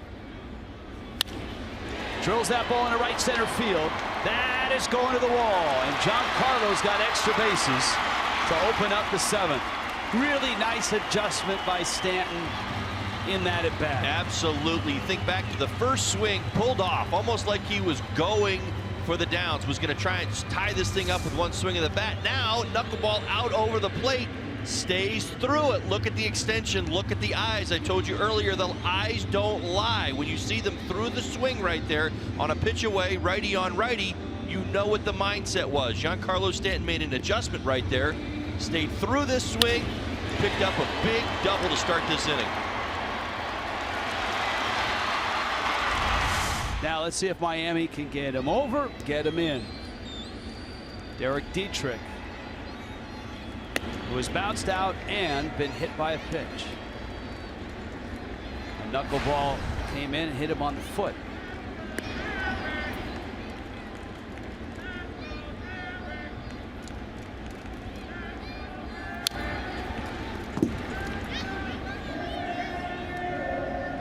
And there is such a tendency and an urge in a losing run like this for the Marlins over the last 2.5, 3 weeks. In a game like this, where it's just a one-run game, to do something big, to take control yourself. Well, I thought Giancarlo's first swing was a good example of that. What exactly we're talking about is what Giancarlo Stanton showed the first knuckleball he saw in this last at bat against R.A. Dickey, where he pulled his head off, he came out of his shoes, he tried to hit the ball through the windows. Dietrich takes way out. Of course, it's Kurt Suzuki right now trying to wrestle every errant knuckleball before he gets to the screen and lets Stanton get 90 more feet of real estate. Well, I would imagine this is probably one of the harder parts for a catcher, and even for R.A. Dickey, a pitcher. Obviously, he's done this his entire career, but situational hitting, those obvious situations where hitters are looking for things. Dietrich to right. Markakis, good arm there. Stanton won't test it.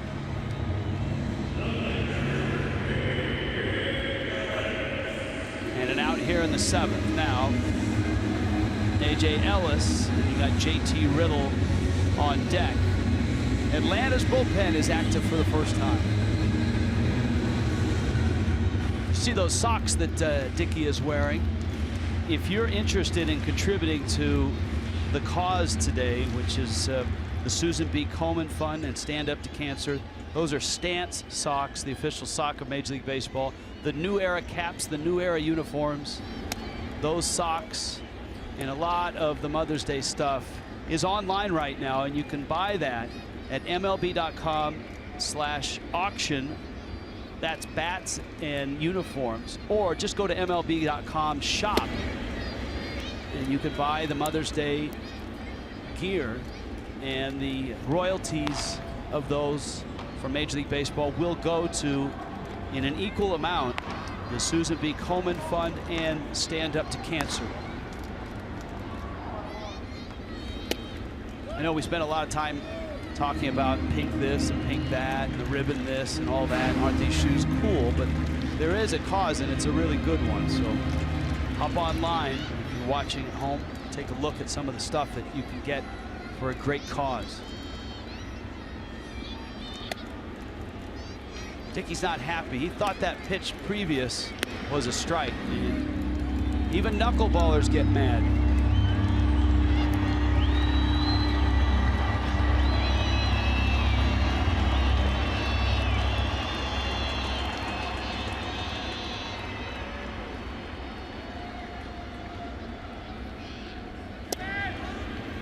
Now that's a strike. He's been able, as funny as this may sound, to make pitches behind in the count, even in hitter's count. Think back to Dietrich, able to get in on him with a good knuckleball. A lot of drop today. Very difficult pitch for these Marlin hitters to handle. Ellis bounces it foul. Strike 58 feet.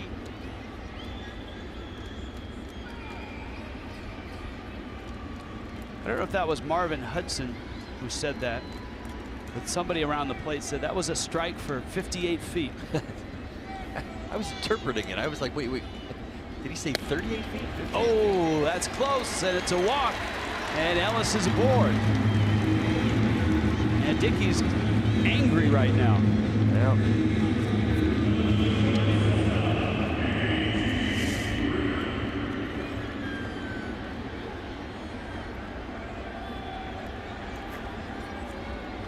That looks like a strike. I think the Marlins got a big break. Now, can Dickey compose himself and go after JT Riddle here? That's the challenge right now. A couple strikes. All right, Dickey did not get in that at bat against Ellis.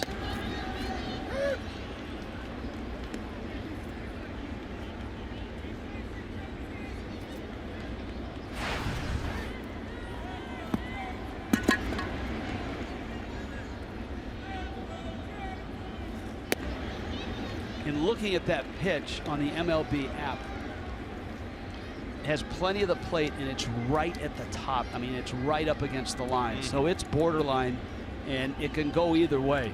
And that's a strike.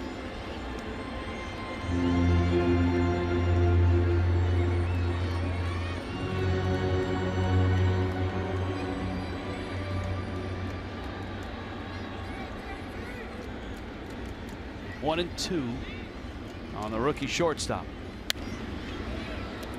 And Riddle fouls it off.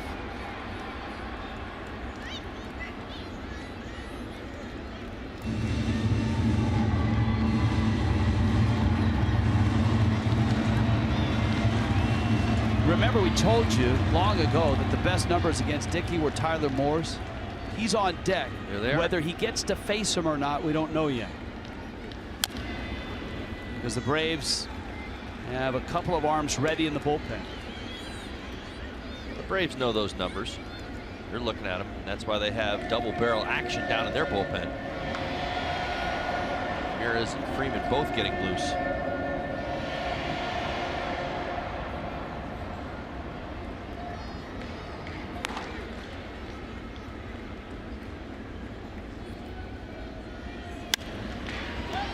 Riddle sends it down the line. Kemp in fair territory makes the catch. So here's the question. If you're Brian Snitker, Moore's got really good numbers. Small sample size, 3 for 5 with a home run against Dickey. And here he is, pinch hitting against him. 93 pitches in is Dickey. Personally, I'd go out there and ask. In my mind, it would be having RA talk me into it, and that's really what it would come down to. I think strategically, I would much be more inclined to go with the velocity in the bullpen because of that history. But I probably could be persuaded.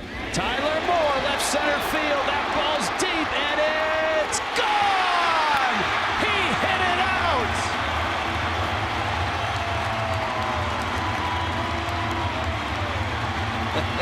And Miami has a 3-1 lead. How about it? They'll play those numbers. Why not? 3 for 5 with a home run against him in his career. Snuck him in there against R.A. Dickey. The Braves had both guys going in the bullpen. Another big moment. Tyler Moore. Welcome back, big guy. Well, you had to think that when the lineup was posted, Moore knows that he's had success against Dickey. He wasn't in it. He probably thought to himself, I wonder if I'm going to get a shot. And he gets a shot here in the 7th. And it's a 3-run pinch hit home run. Well, you see it right there. Just timed it up well. R.A. Dickey knows this ball is hit hard. Rocket into the left center field gap. D. Gordon lines one left center. Long run. Inciarte is there, and he makes the catch. And the inning is over, and the Braves' lead is gone. Tyler Moore, 3-1 Miami.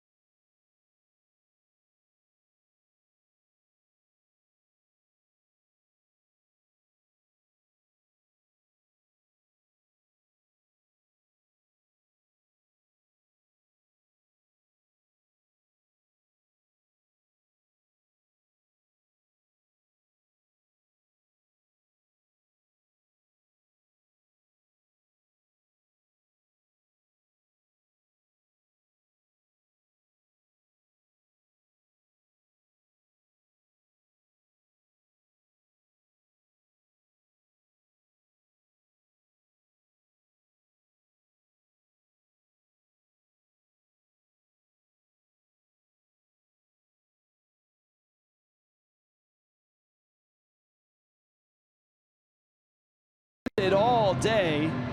And then Tyler Moore comes off the bench. Let's see it one more time. That's the one that didn't tumble, didn't fall enough. See how it ends up at his thigh?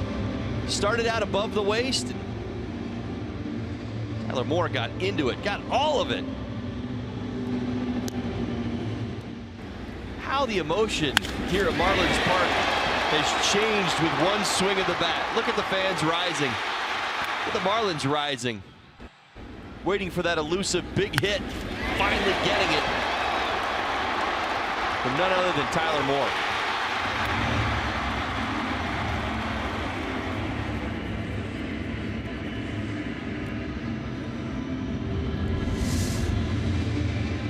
Fourth career pinch hit home run, and the Marlins get a big boost from their bench. And now the attention turns to Miami's bullpen. David Phelps enters, and the Marlins will try to hold this lead here in the top of the 8th. Danny Santana, first hitter. David Phelps in the middle of his best run this season. He's not allowed a run in his last 8 ball games. Just 1 hit allowed. That would be A.J. Ellis on the job.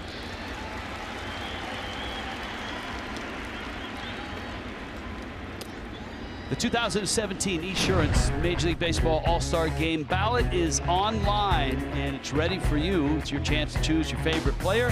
Marlins, Brave, other Major League stars. Send them to the All-Star Game, which is right here in Miami on Fox on July 11th. It's all presented by MasterCard, the Esurance MLB All-Star ballots. Marlins.com/vote gets you there. Dansby Swanson against David Phelps. The breaking ball misses out.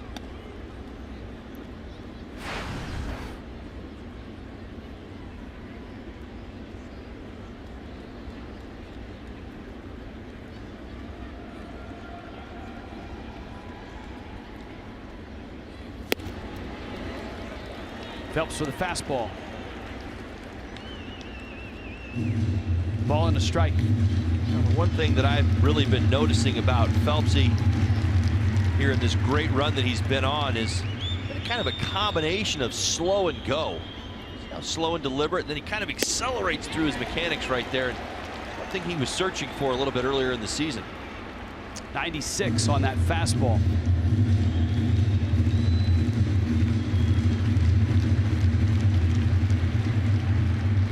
Got that great rhythm working right now. Confident, dialed in, throwing strikes. Take a look at that motion that I'm talking about. It's a little bit slow and go. I know we're showing it to you in slow motion, but you're going to watch how he kind of accelerates right there, and he really just gets out over that front side and kind of gets through it. A lot better than what you saw early in the season. I really think that might be one of the things he was searching for. There was a stretch in there when the numbers were starting to go against him and he was getting hit hard. He really slowed things down almost all the way through his mechanics. And right now he's in a really good spot. You see how slow and deliberate he is, and then accelerates through the release of the baseball. Down goes Swanson. The slow and go from full speed. There it is. There's that arm whip that you like to see from Phelpsy, and he has that usual swagger out there on the mound.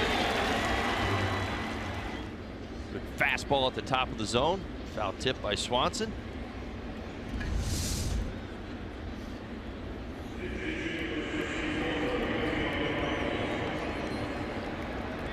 A.J. Ramos.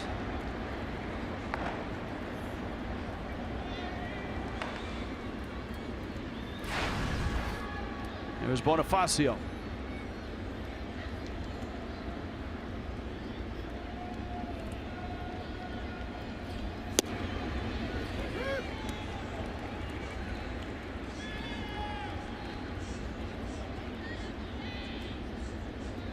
Emilio Bonifacio pitch hitting in R.A. Dickey's spot. Nice Phelps cutter. throwing with conviction, throwing with tempo. And throwing with a lot of effectiveness right now. Look at that. 9 pitches, 8 total strikes. And this is all of his pitches working. This isn't just Phelps leaning back on his fastball trying to blow it by guys. This is factoring in the cutter, pitching to corners. Wow, that's good stuff. Good night. Happy Mother's Day. David Phelps comes in with conviction and goes 1-2-3 through the Braves in the 8th. 3-1 Miami.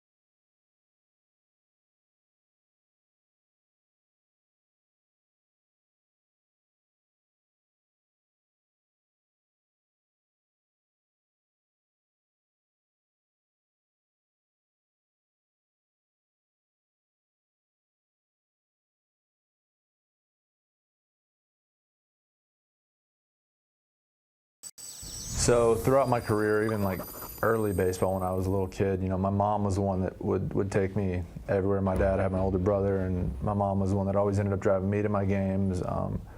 Just things like her work ethic with her job, and you know, just all the sacrifices she made to help me get to where I am today is how she really impacted my career. Good stuff from all the Marlin players that we've interviewed and have featured here today on Mother's Day. David Phelps, that's the best he's looked all year. And a terrific boost for the Marlins, who have a 3-1 lead, a dramatic pinch hit 3-run homer by Tyler Moore against R.A. Dickey in the bottom of the 7th. Has given Miami a much needed lead at 3-1. Well, and follow that up with the timing in conviction that we just talked about in Phelps coming into the ball game. We talk about shutdown innings all the time and what they do to a team. Finally get that big hit off the bat of Tyler Moore, and Phelps goes out and just says, Braves, not happening. There's going to be no base runners. I'm throwing nothing but strikes, and this is going to be a quick inning. Sam Freeman is in now for Atlanta. And I promise you, Phelps, he's happy about it, even though he looks like that. That's his happy face. But there's 3 outs to go, and the way the Marlins have gone, those 3 outs haven't always been easy. And so I'm sure everybody in uniform is thinking this isn't done. Phelps, he did his job. Freeman misses away. A.J. Ramos.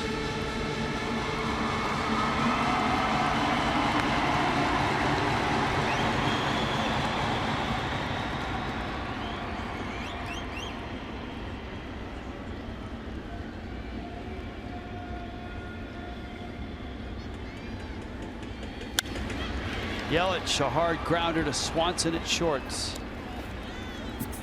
And that's out number 1 here in the 8th. R.A. Dickey ended up going 7. Remember, this was a Justin Nicolino start. He went 6. Nicolino giving up just the 1 run.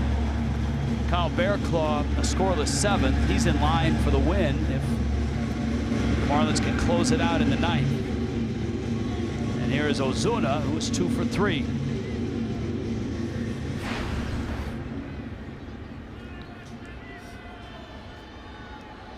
Well, singles for Marcell Ozuna today. Good passes. R.A. Dickey.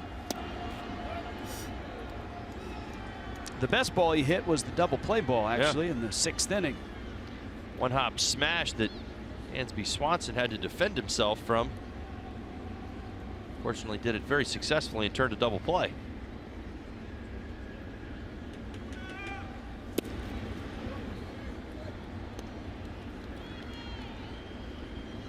Marcell Ozuna up in the 3 spot in this ball game.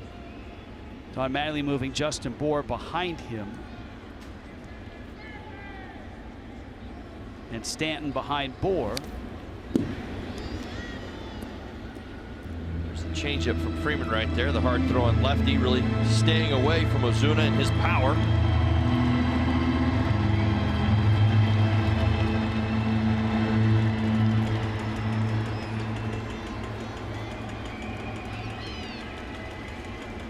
Freeman's had a very nice run with the Braves so far. This is his 5th appearance.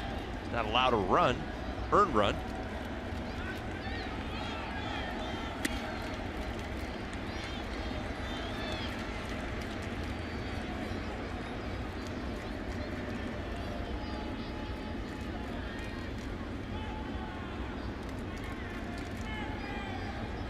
Three and 1 to Marcell Ozuna.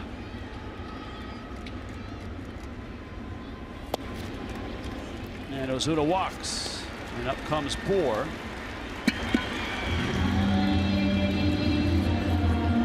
This reminder that RBI Baseball 2017 returns with fast-packed pickup and play MLB action, packed with all your favorite MLB teams, players, ballparks, and more. Get RBI Baseball today for Xbox One, PlayStation 4, and mobile devices. Learn more at rbigame.com. Bour 0 for 3. Now the at-bats against lefties for Bour have all of a sudden become very productive. Of course, the home run for Bour yesterday was against Eric O'Flaherty, the lefty. In the Cardinals series, he had some big hits. And one of those against a lefty. I'm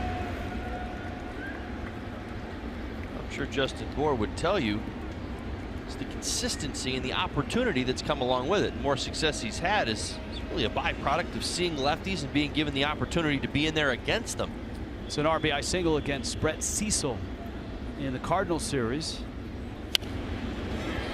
Pops that one up, fouling out of play. And you go back to the Mets in New York, and Bour had a, at the time, large important RBI double against one of the Mets lefties out of the pen. Does so many things right in the box, even against the lefties. Doesn't chase the slider away all that much. Occasionally, just like anybody would. He's fooled by it, but again, it's show good plate discipline.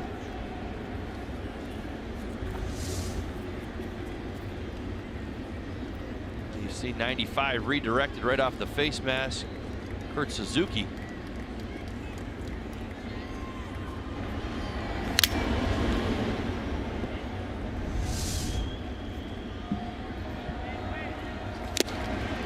Bour strikes out. There's some heat from Sam Freeman.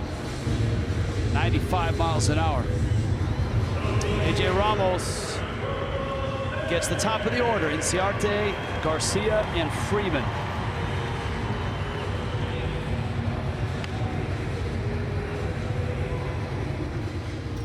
Brian Snitker coming out. He doesn't want Stanton facing a lefty here. So he's going to the bullpen. Giancarlo coming up with 2 outs, 3-1 Miami in the 8th.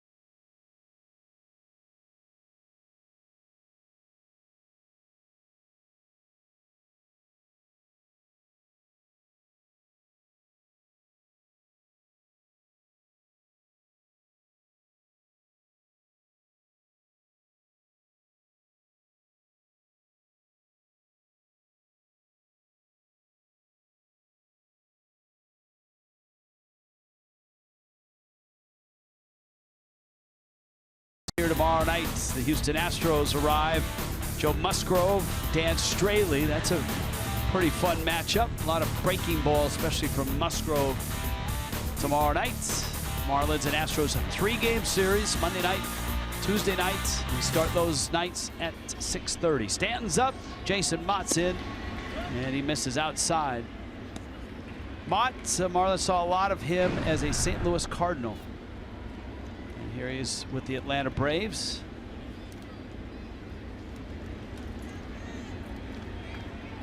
He's pitched in 6 games.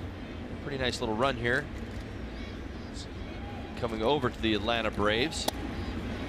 Stanton went, and it's a ball and a strike. Giancarlo now, certainly the big hit in the ball game was Tyler Moore and his pinch hit 3-run homer. But Stanton opened that inning, remember, after not a great swing, by punching a knuckleball to the wall in right center for a double. He pops this one back behind first. Freeman is there, and he makes the catch. To the 9th inning, A.J. Ramos will try to save it for Miami.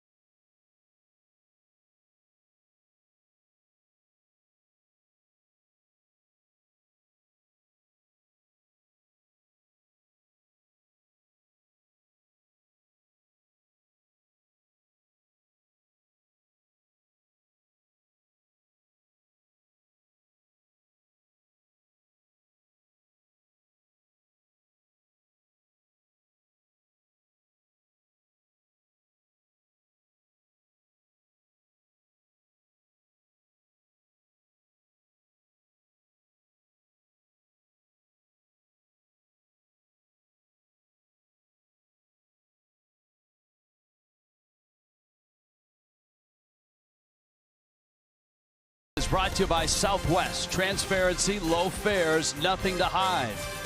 By Jeep, get great deals on the Jeep lineup at the Jeep Spring Clearance event. And by your South Florida Honda dealers. How sweet is that on Mother's Day? Sporting the pink. And Mother's Day comes down to this. A.J. Ramos and the Marlins haven't had a save in almost a month. April 22nd in San Diego. Ramos really hasn't run into a save opportunity in a long time. He's had plenty of work in and out, but not in this spot, not trying to shut down a game. Ender Inciarte, top of the order for the Atlanta Braves. Adonis Garcia and Freddy Freeman.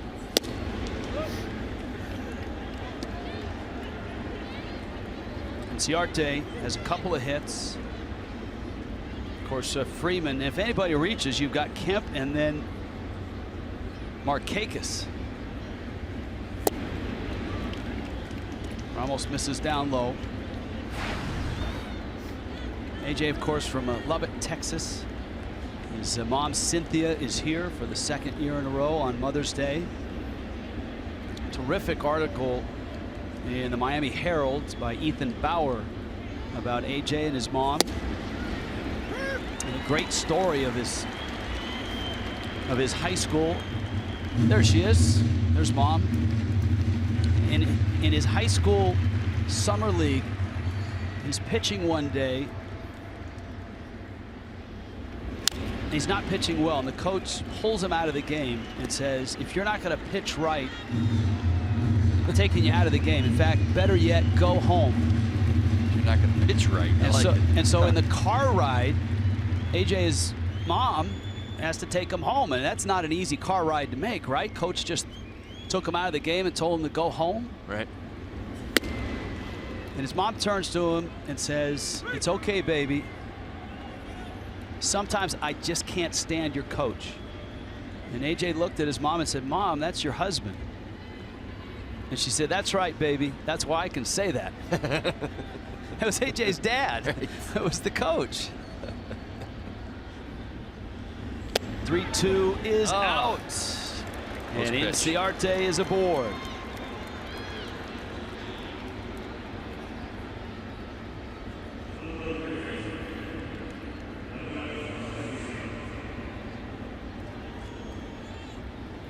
Wins have been so scarce, so hard to get. You would figure that with a 3-1 lead, it won't be easy. And Ramos with a walk to Inciarte. Garcia has walked twice, hit by a pitch, and has singled. Goes after this pitch, hits it to center, and hits it well. Back goes Yelich at the track, and he makes the catch. A long way to center field. And the nail biting continues from Cynthia. Long first out nonetheless. Get back in that rhythm. Sometimes as a closer, that first outs can be the hardest one to get. Well, getting Freddy Freeman is tough for any Marlin pitcher, at least it has been in recent history. Freeman's got 5 hits in this series, 2 in this ball game. He's 5 for 11.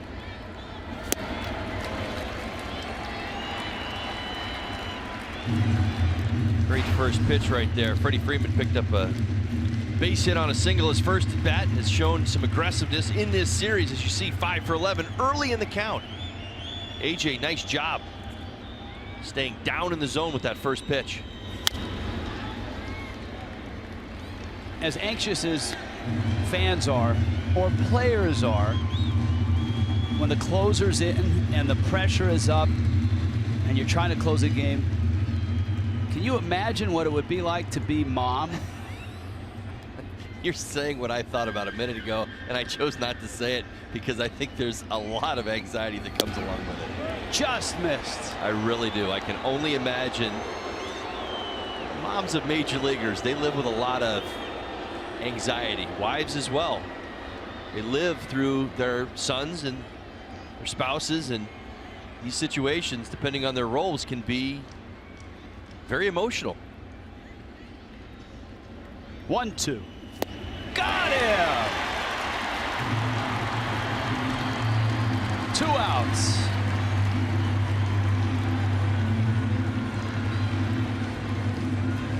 Freddie Freeman has shown that he will go down in the zone and chase. Look at the changeup down in the zone. The willingness to chase. Look at Freddie. See how that upper body's out over his front leg? That's because he was fooled by the lack of velocity. Great changeup by Ramos right there.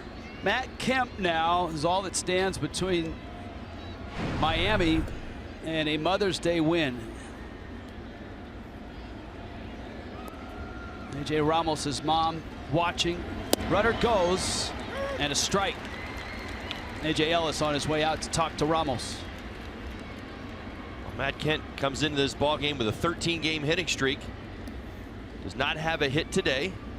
Did pick up a walk, which will extend his on-base streak to 18 games. Tyler Moore, a pinch hit 3-run homer against a dominant R.A. Dickey, is the difference in this ball game. His mom, Cynthia, watching. 0-1. In the air, right field shallow. Stanton is on. Ball game. Happy Mother's Day. Finally a win for the Fish. It wasn't so hard, was it? Tell that to AJ's mom. Tell that to everybody, all the Marlins. My goodness, what an effort. Who admits that whenever she watches AJ pitch, especially on Mother's Day, it sends her to tears. but happy and proud ones, no doubt. Tyler Moore made sure that this is a happy Mother's Day for the Fish, and he will join Craig Minervini on Marlins Live. It's 3-1, and it's a final. Fish win it.